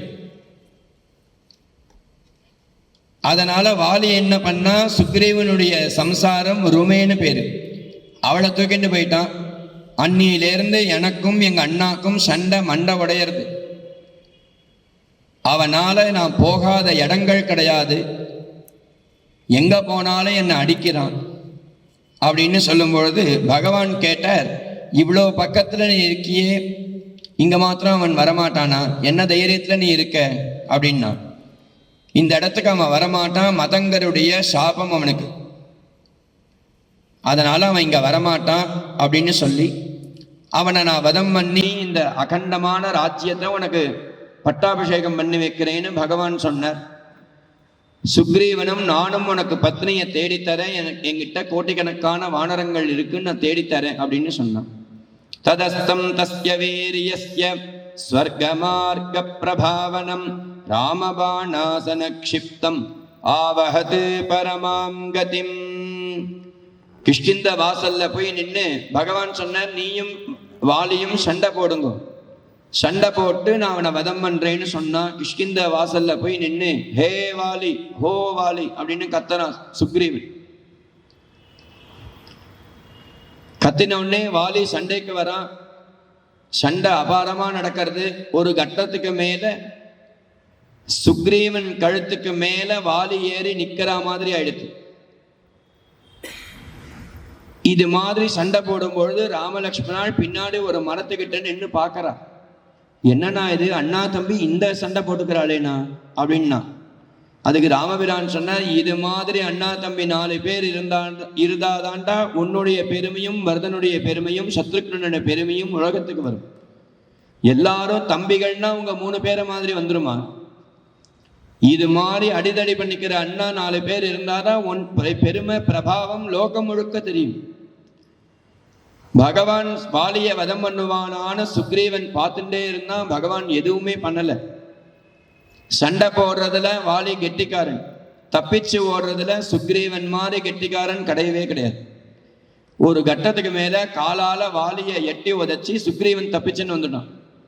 ரிஷிமுகத்துக்கு வந்தாக்க ராமபிரான்ட்ட சொல்றான், நான் பாட்டுக்கு ஏதோ என் வேலை உண்டு, நான் உண்டுன்னு இருந்தேன், என்னை கூப்பிட்டு உன்னை ராஜ்யம் பண்ணி தரேன், பட்டாபிஷேகம் பண்ணி தரேன்னு சண்டைக்கு வேற போய் கூப்பிட்டு நீ இருக்கேங்கிற தைரியத்துல நானும் சண்டைக்கு போயிட்டேன். அவன் என்னை இன்னும் ஒரு அடிச்சா நான் கிளம்பிடுவன் போல இருக்கு, நீ பேசாம இருக்கியே ராமான்னா. அதுக்கு ராமபிரான் சொன்னார், உங்க 2 பேருக்குள்ள எனக்கு யாரு வாலி யாரு சுக்ரீவன்னே தெரியலடா சுக்ரீவா. அக்னி சாட்சியா நான் உன்னை மித்ரனா ஏத்துட்டு இருக்கேன், ஃப்ரெண்ட்ஷிப்பா ஏத்துட்டு இருக்கேன். நான் உன்னை மித்ரனா ஏத்துட்டதுக்கு அப்புறம் வாலின்னு நினைச்சுன்னு நான் உன்னை வதம் பண்ணிட்டேன்னா மித்ரஹத்தி பண்ண பாபம் எனக்கு வருண்டா. அதனாலதான் நான் பேசாம இருந்தேன், நீ திரும்பவும் போய் கூப்பிடு அப்படின்னா. திரும்பவும் போய் கூப்பிடுன்னு சொன்ன உடனே சுக்ரீவனுக்கு பயம் வந்துருது, இந்த தடவையாவது வருவியா அப்படின்ன உடனே பகவான் சொன்னார், நீ கவலையே படாத அப்படின்னு லக்ஷ்மண சுவாமியை விட்டு ஒரு மாலையை போட சொன்னார் சுக்ரீவனுக்கு. ஏன் லக்ஷ்மண சுவாமியை விட்டு போட சொன்னான்னா, பகவான் ஏதாவது ஒரு வாக்கு கொடுத்து மாறினாலும் மாறலாம், பாகவதன் கொடுத்த வாக்க பகவான் காப்பாத்துவானாம். எந்த லக்னத்துல லக்ஷ்மண சுவாமி சுக்ரீவன் கழுத்துல மாலை போட்டானோ அதுல இருந்து 20 நிமிஷத்துல வாலி வதமாகி சுக்ரீவ பட்டாபிஷேகம் ஆக போறது. திரும்ப போய் கூப்பிட்டான், ஹே வாலி ஹோ வாலி அப்படின்னு கிஷ்கிந்த வாசல்ல போய் கூப்பிட்டான். வாலியோட சம்சாரம் தார சொன்னா, எவன் ஒருத்தன் உங்களுக்கு எய்தா மாதிரி நின்று பேசுறதுக்கே பயப்படுவானோ அவன் சண்டைக்கு 3வது தடவை கூப்பிடுறான்னாக்க அவன் பின்னாடி யாரோ ஒருத்தர் இருக்கிற பலத்துல தான் கூப்பிடுறான்னு உங்களுக்கு தெரிய வேணாமா அப்படின்னா. தார ரொம்ப கெட்டிக்காரி, சகல லட்சணத்தோடு இருப்பா. வாலி கேட்டா, நீயா சொல்றியா, ஒரு ஊகத்துல சொல்றியா, இல்ல சந்தேகம் இல்லாம சொல்றியா அப்படின்னா. சந்தேகமே கிடையாது, நான் விசாரிச்சுட்டு தான் சொல்றேன்னா. வாலி கேட்டா, யாரை போய் விசாரிச்சுன்னு வர சொன்னேன்னா. ஏன்னா போனது ஏதாவது 2 கட்டானா இருந்ததுன்னு வச்சுக்கோங்க. வாலிக்கு சுக்ரீவனும் சுக்ரீவனுக்கு வாலிக்கும் பேரை மாத்தி சொல்றவனா யாராவது இருந்துட்டானா என்ன பண்றது? அதனால அவன் கேட்கறான், யாரை அனுப்பினேன்னா. அங்கதன் அனுப்பி விசாரிச்சுன்னு வர சொன்னேன் அப்படின்னு. அவள் தார சொன்னோடனே வாலி தார சொல்றார், அவன் ரொம்ப தர்மம் தெரிஞ்சவன். நிவாச விருக்ஷ சாதூனாம் ஆபன்னானாம் பராகதிஹி. அவன் சாது, பெரிய தர்மாத்மா, சாதுக்களை போஷணம் பண்றவன். இதெல்லாம் ஏன் சொல்றான்னா, தர்மஜ்ஞஸ்ச கிருதஜ்ஞஸ்ச. வாலி சொல்றான், ஒரு கால் நான் அவன் பானத்தினால காலமாயிட்டேன் அப்படின்னாக்க நீ அவனை திட்டாத. ஏன்னா ராமன் தர்மம் தெரிஞ்சவன், தர்மஜ்ஞஸ்ச. அது மாத்திரம் இல்ல, கிருதஜ்ஞஸ்ச, செய்நன்றி மறவாதவன். கிருதம் ஜானாதி இதி கிருதக்ஞஹ அப்படின்னு பேர். கிருதஜ்ஞன் அப்படின்னாக்கா நமக்கு வாழ்க்கையில ஒருத்தர் ஒரு தடவை பண்ணின உபகாரத்தை வாழ்க்கை முழுக்க மறக்க கூடாது. நம்மளுடைய குணம் எப்படி இருக்குன்னா, அவன் ஒரு உபகாரம் 100 உபகாரம் பண்ணியிருப்பான் வாழ்க்கையில, ஒரே ஒரு அபகாரம் பண்ணியிருப்பான். அந்த ஒரு அபகாரத்தை வச்சுட்டே 100 உபகாரத்தை மறந்து அவனை தூஷிச்சுட்டே இருப்போம். பகவான் அப்படி கிடையாது. கிருதஜ்ஞஸ்ச, செய்நன்றி மறவாதவன்.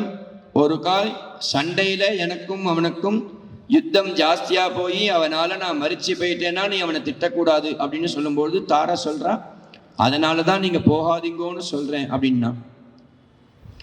தாரையை பார்த்து வாலி ஒரு முறைச்சான். முறைச்சிட்டு போனா சண்டைக்கு. வாலிக்கும் சுக்ரீவனுக்கும் சண்டை அபாரமாக நடக்க ராமபானத்தினால சுக்ரீவன் இப்படி பார்த்த மாத்திரத்துல ராமபிரான் பானத்தை விட்டார். பானத்தை விட்ட உடனே வாலிக்கு மோட்சம் கிடைச்சதுன்னு வால்மீகி ராமாயணத்துல வால்மீகி முன்னாடியே சொல்லிடுறார். பொதுவா ஒரு கோர்ட்ல கேஸ் நடக்கிறது அப்படின்னாக்கா கேஸ் ஜெயிச்சதுக்கு அப்புறம் தான் அவனுக்கு என்ன தண்டனைன்னு சொல்லணும். ஆனா இங்க கேஸ் ஜெயிக்கிறதுக்கு முன்னாடியே வால்மீகி சொல்றார் வாலிக்கு மோட்சம் கிடைச்சதுன்னு. ஏன்னா பாபம் புண்ணியம் ரெண்டுமே இருந்தாதான் நமக்கு மோட்சம் அப்படிங்கிறது கிடைக்கிறது. ராமபானம் மேலப்பட்டது. மேலப்பட்டு நெஞ்சில குத்தி வாலி கீழே விழுந்தா. இது என்ன பானம்னு பார்த்தா ராமானு 2 அக்ஷரம் எழுதிருக்கு. இந்த 2 அக்ஷரத்தை பார்த்தவன் எய்தா மாதிரி பார்த்தாக்கா ராமலக்ஷ்மணால் 2 பேரும் நடந்து வந்துட்டே இருக்க. அவன் 3 கேள்வி கேட்கிறான். 3 கேள்வியும் ஆச்சரியமான கேள்வி. ராமாயணத்துல ரொம்ப சாரமான விஷயம் இது. வாலி ராம சம்வாதம் அப்படின்னு பேரு. 3 கேள்வி கேட்கிறான். உனக்கும் எனக்கும் என்ன சம்பந்தம்? பூமி சம்பந்தமா? பணத்தினால ஏதாவது சம்பந்தம் உண்டா? இல்ல பெண்ணுனால ஏதாவது சம்பந்தம் உண்டா? என்ன சம்பந்தம் இருக்குன்னு நீ என்னை அடிச்ச? இல்ல உன்னை பத்தி நான் ஏதாவது தப்பா பேசினேனா? யுத்த சாஸ்திரப்படி நான் இன்னொருத்தன்ட்ட சண்டை போடும் பொழுது நீ என்னை அடிச்சது தப்பு. நான் உன்னை பார்த்துட்டு இருக்கும் பொழுது நீ என்னை அடிச்சனா பரவாயில்ல. நான் சுக்ரீவனோட சண்டை போடும் பொழுது நான் உன்னை பார்க்காத நேரத்துல நீ என்னை அடிச்சிருக்க. இது 2வது தப்பு. 3வது தப்பு என்ன அப்படின்னாக்க, யுத்த சாஸ்திர பிரகாரம் நீ எனக்கு வதம் பண்ண போறேன்னாக்க எனக்கு ஒரு நோட்டீஸ் கொடுத்துதான் நீ பண்ணணும். எந்த ஒரு நோட்டீஸும் இல்லாம நீ என்னை அடிச்சியே. இது 3வது தப்பு. அப்ரவீத் பிரஸ்ரிதம் வாக்கியம். இவ்வளவு தூரம் வாலி பேசுறானே தவிர எந்த இடத்துலையும் மரியாதை குறைச்சலாவோ அவமரியாதைப்படுத்துற மாதிரியோ அவன் பேசவே இல்லை. நல்ல சத்தான விஷயத்தை பேசுறான், தர்மத்தை பேசுறான்.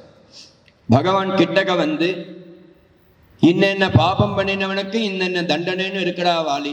ராஜா பிரம்மா கோக்னா சோரஹா பிராணிவதே கிருதா நாஸ்திக பரிவேத்தாச்ச சர்வே நிரயகாமினஹ.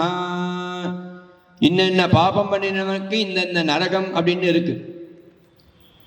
ராஜாவை கொன்னவன், பிராமணால கொன்னவன், நாஸ்திகன், அண்ணா இருக்கும் பொழுது தம்பி கல்யாணம் பண்ணிக்கிறது, இதெல்லாம்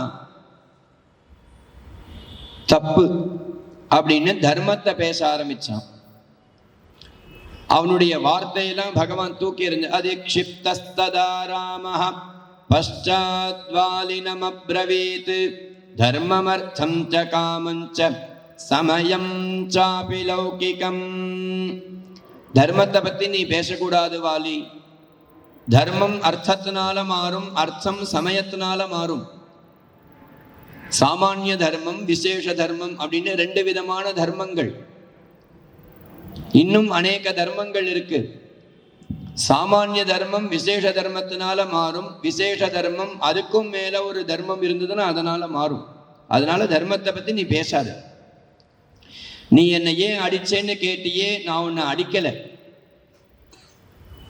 உனக்கும் எனக்கும் என்ன சம்பந்தம்னு கேட்டியே, இது என்னோட பூமி. இது இக்ஷ்வாகுணாம் இயம் பூமிஹி, இது என்னோட பூமி. இது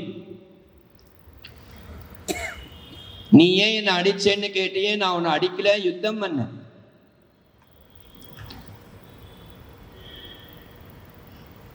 அதுக்கு வாலி கேட்டா, நீ என்ன யுத்தம் பண்ணேன்னா நான் என்ன தப்பு பண்ணினேன்? முதல்ல தப்பு பண்ணினா நீ என்ன யுத்தம் பண்ணலாம், அடிக்கலாம், பானம் போடலாம், எல்லாம் பண்ணலாம். நான் தப்பே பண்ணலையேன்னா அஸ்யத்வம் தரமானஸ்ய சுக்ரீவஸ்ய மகாத்மனஹ ருமாயாம் வர்த்தசே காமாத் ஸ்னுஷாயாம் பாபகர்ம கிருத் ஔரசீம் பகினீம் சாபி பாரியாம் சாப்யனுஜஸ்ய யஹ பிரச்சரேத நரः காமாத் தஸ்ய தண்டோ வதஸ்மிருதஹ. பகவான் சொல்றார், ஔரசீம் தன்னுடைய வயத்துல பிறந்த பொண்ணு, பகினீம் கூட பிறந்த சகோதரி, பிராதரம் சாபி அனுஜஸ்ய யஹ தம்பி பத்னி கிட்ட தப்பா நடந்துக்கிறவன். இவாளெல்லாம் பார்த்தா இந்த தப்பெல்லாம் ஒருத்தன் பண்ணினான்னா நீ கேள்வியே கேட்காத. தஸ்ய தண்டோ வதஸ்மிருதஹ, அவனுக்கு தண்டனையே வதம் தாண்டான்னா. பகவான் இது மாதிரி பேசின உடனே, நான் ருமையை கொண்டு வந்து வச்சுட்டேன்னு நீ சொல்றியே, இதெல்லாம் எங்களுடைய ஜாதி வழக்கம்னா வாலி. பகவான் சொன்னார், உங்க ஜாதி வழக்கம் என்னன்னு எனக்கும் தெரியும். தம்பி காலமாயிட்டான் அப்படின்னாக்க, காலமானதுக்கு அப்புறம் அந்த தம்பி சம்சாரத்தை விடக்கூடாதுன்னு நீ உன் கூட வச்சுக்கலாம். அவன் உயிரோட இருக்கும் பொழுதே நீ ஏன் அவன் முன்னாடியை தூக்கின்னு வந்து வச்சுட்ட காமத்தினால? அதனால நான் உன்னை வதம் பண்ண அப்படின்னு சொன்னான். இதெல்லாம் பகவான் மேல தப்பு இல்லை, தன் மேலதான் தப்பு இருக்குன்னு வாலி தெரிஞ்சுட்டான். நதோஷம் ராகவே தத்யௌ தர்மே திகத நிச்சய. ராமன் தர்மத்தை விட்டு மாறமாட்டான் அப்படிங்கிறது வாலிக்கு தெரிஞ்சு, ராமபிரான் வாலியை பார்த்து கேட்கிறார், உனக்கு ஏதாவது ஆசை இருக்கா? கடைசி ஆசை ஏதாவது இருக்கா? வாலி சொன்னா, நான் தாரையை விட்டுட்டு போறேன்னு வருத்தம் இல்லை, என் குடும்பத்தை விட்டுட்டு போறேன்னு வருத்தம் இல்லை, என் குழந்தையான அங்கதனை விட்டுட்டு போறேன்னு தான் வருத்தமா இருக்கு. அதுக்கு நான் என்ன பண்ணணும்னா, ராமர் பரதன்ட்ட வச்ச பிரியம் நீ அங்கதன்ட்ட வைக்கணும்னா. பகவான் போருமான்னர். சத்ருக்னன்ட்ட வச்ச பிரியம் அவன்கிட்ட வைக்கணும்னா பகவான் இதுவும் போருமான்னர். லக்ஷ்மணன்ட்ட வச்ச பிரியம் நீ என் குழந்தை அங்கதன்ட்ட வைக்கணும்னா பகவான் சொன்னார், இவாள்கிட்ட வச்ச பிரியங்கள்லாம் நான் வைக்க மாட்டேன்டா வாலி, நீ உன் குழந்தைகிட்ட என்ன பிரியம் வச்சியோ அதே பிரியம் நான் வைக்க போறேன்னு. கதையா கேட்கக்கூடாது. இதெல்லாம் நம்ம குடும்பத்துல ஒரு துக்கம் ஆயிடுச்சுன்னா நீங்க கவலையே படாதீங்க, உங்க அப்பா ஸ்தானத்துல நான் பார்த்துப்பேன்னு ஒருத்தர் சொல்றான்னு வச்சுக்கோங்க. இந்த 12 நாள் காரியம் நடக்கிற பரியந்தம் கூட இருந்து மண்ணாடி பேக தூக்கி எல்லாத்தையும் பண்ணுவார். 13ஆவது நாள் சுபஸ்ரீகரணம் ஆச்சோ இல்லையோ, அந்த மாமா எங்க போனாருன்னே தெரியாது. ஆனா முதல் நாள் அப்பா பிரேதம் இருக்கும்பொழுது என்ன சொல்லியிருப்பார், நீ கவலையே படாத, உங்க அப்பா இடத்துல இருந்து நான் பார்த்துக்கிறேன் சொல்லுவாரே தவிர கடைசி பரியந்தம் அந்த வாக்க காப்பாற்ற மாட்டார். ஆனா ராமபிரான் எப்படின்னா, பட்டாபிஷேகம் ஆனதுக்கு அப்புறம் அங்கதே ததோ, பட்டாபிஷேகம் முடிஞ்ச கையோட முதல் கிஃப்டே அங்கதனுக்கு தான். ஏன்னா வாலி சொல்லியிருக்கானோ வாலி கிட்ட, நீ என்ன பிரியத்தை அவன்கிட்ட வச்சியோ அத்தனை பிரியத்தை நான் வைக்கிறேன்னு. நமக்கு ஒரு நல்ல விஷயம் நடந்ததுன்னா நம்ம முதல் கிஃப்ட் யாருக்கு கொடுப்போம்? குழந்தைகளுக்கு தான் கொடுப்போம். அதனால பகவான் அங்கதனுக்கு பரிசு கொடுத்தார். அங்கதாய அங்கதே ததோ அப்படின்னு பட்டாபிஷேக சர்க்கத்துல வரும். அதுக்குள்ள தாரைக்கு விஷயம் தெரிஞ்சு தாரை ஓடி வந்து, நான் போகாதீங்கோ போகாதீங்கோன்னு சொன்னேனே, நான் எவ்வளோ சொல்லியும் நீங்க கேட்கலையே அப்படின்னு வாலி கிட்ட சொல்லி வருத்தப்பட்டு, வாலி தாரையை பார்த்து சுக்ரீவன்ட்ட நல்ல விதமாக நடந்துக்கோ, அங்கதனை கூப்பிட்டு சொல்றார், சித்தப்பாட்ட பிரியமா நடந்துக்கோ, எந்த வகையிலையும் எதிர்த்து பேசாத. இதெல்லாம் நம்ம வாழ்க்கையில தெரிஞ்சுக்கணும். எந்தையுமே செட்டில்மெண்ட் பண்ணாம அவன் பாட்டுக்கு வாயை பிளந்து கிளம்பிடுறான். அதுக்கப்புறம் என்ன பண்ணணும்னே தெரிய மாட்டேங்குது. ஒரு காலத்துல காலமாகறதுக்கு முன்னாடி சில விஷயங்கள்லாம் சொல்லுவா, சித்தப்பாவை பார்த்துக்கோ, அத்தையை பார்த்துக்கோ, அத்தை சின்ன வயசுலேயே நம்ம ஆத்தோட வந்துட்டா அவளை கை விட்டுறாத, கூட பிறந்தவாளை கை விட்டுறாத, இதெல்லாம் நம்ம குடும்ப தர்மம், இதெல்லாம் சொல்லுவா நம்ம பெரியவாள்லாம்.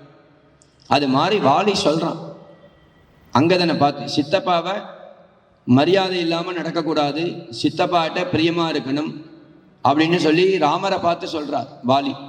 சுக்ரீவன் ரொம்ப நல்லவன் ராமா, பழக தெரியாது, கொஞ்சம் இங்கிதம் தெரியாதே தவிர மற்றபடி அவனுக்கு ரொம்ப நல்லவன் அப்படின்னு சுக்ரீவனை பற்றியும் ராமபிரான்கிட்ட நல்ல விதமாக வாலி சொல்லி, தாரை வந்து என்னையும் அந்த பானத்தினால கொன்னுடு அப்படின்னா ராமபிரான் அதெல்லாம் பண்ண மாட்டேன்னா, நீ ஏன் இப்படி பேசுகிற தாரை அப்படின்னா, என் பர்த்தா சொர்க்கத்துக்கு போனாலும் அங்கே நான் இருக்கேனா தான் முதல்ல தேடுவர், அவரால் என்னை விட்டு பிரிஞ்சு இருக்கவே முடியாது, என்னையும் அவரோட சேர்த்து அனுப்பு அப்படின்னு சொல்லி தாரையை சமாதானப்படுத்த சொல்லி, சுக்ரீவனையும் சமாதானப்படுத்தி அங்கதனையும் சமாதானப்படுத்தி, வாலிக்கு பண்ண வேண்டிய ஔர்ததேகிகமான சம்ஸ்காரங்கள் அங்கதன் பண்ணி சுக்ரீவனுக்கு பட்டாபிஷேகம் பண்ணி வச்சார் அப்படின்னு புண்ணியமான சரித்திரம் இன்னைக்கு.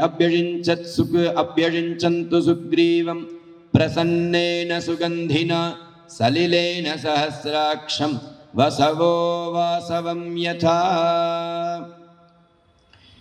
ராமபிரானுடைய பட்டாபிஷேகத்துக்கு பட்டாபிஷேக ஸ்லோகம் என்ன போடணுமோ அதே ஸ்லோகம் சுக்ரீவ பட்டாபிஷேகத்துக்கு போடுறார். சுக்ரீவனுக்கு பட்டாபிஷேகமாகி சுக்ரீவன் தன்னுடைய பத்னியான ருமையோட பகவானுக்கு வந்து நமஸ்காரம் பண்ணி பரம சந்தோஷம் அடைஞ்சான்னு புண்ணியமான சரித்திரம். நாளைய தினம் இதன் தொடர்ச்சியாக உபன்யாசங்கள் ஆரம்பித்து கூடுமான பரியந்தம் நாளைக்கு அங்குலேய பிரதான பரியந்தம் சொல்லணும்னு நினச்சிருக்கேன். ஒரு நாள் டிலேவாக தான் போயிட்டு இருக்கு ராமாயணமே. இன்னைக்கு அங்குலேய பிரதானம் சொல்லி பூர்த்தி பண்ணணும். இல்லை இன்னைக்கு சுக்ரீவ பட்டாபிஷேகமா? இன்னைக்கு 12ஆம் தேதி. இன்னைக்கு சுக்ரீவ பட்டாபிஷேகம், நாளைக்கு அங்குலேய பிரதானம் அப்படின்னு தான் இருக்குது. அதே மாதிரி நாளைக்கு அங்குலேய பிரதானம் உபன்யாசம் நடக்கிறது. அவர் சொன்ன மாதிரி கார்த்தால 7:30 மணிக்கு எல்லாரும் வந்து லலிதா சஹஸ்ரநாம இந்த ராம சஹஸ்ரநாமத்தில் பங்கேற்கொண்டு, ஏன்னா சின்ன தர்மம் நம்ம பண்ணினாலும் நம்ம குடும்பத்தையே ரட்சிக்கும் அந்த தர்மம். தர்மோ ரக்ஷதி ரக்ஷிதா அப்படின்னு நம்ம பெரியவாள்லாம் சும்மா சொல்லிட்டு போல, நம்ம அப்பா தாத்தா கொள்ளு தாத்தாலாம் பண்ணின தர்மத்தினால தான் நம்ம இன்னைக்கு இவ்வளோ வாழ்க்கையில் சௌக்கியமாக இருக்கும். நம்ம பண்ணின புண்ணிய கர்மாக்கள்னால நம்ம சௌக்கியமாக இருக்கோம்னு என்றைக்கும் நினைக்கவே கூடாது. அவள்லாம் பண்ணின புண்ணிய கர்மாக்கள் நம்ம இன்னைக்கு சௌக்கியமாக இருக்கும். நாளைக்கு நம் சந்ததிகள் நம் குழந்தைகள் சௌக்கியமாக இருக்கணும்னா நம்ம தர்மம் பண்ணினாதான் நம்மளுடைய சந்ததிகள்லாம் சௌக்கியமாக இருக்கும். எத்தனையோ இடத்துல எங்கேயோ போய் நம்ம முன்ன பின்ன தெரியாமல் பணத்தை போய் ஒழிச்சிட்டு வரும். அது மாதிரி இல்லாமல் இங்கே நம்ம பண்ணினோன்னா கை மேலே பலன் பகவான் நமக்கு கொடுப்பார். நாளைக்கும் நிரம்ப பேர்கள் வந்து இந்த ராமாயண உபன்யாசத்தில் பங்கேற்கொண்டு பகவானுடைய பரிபூர்ண கிருபைக்கு பாத்திரமாகணும்னு பிரார்த்தனை பண்ணிக்கிறேன்.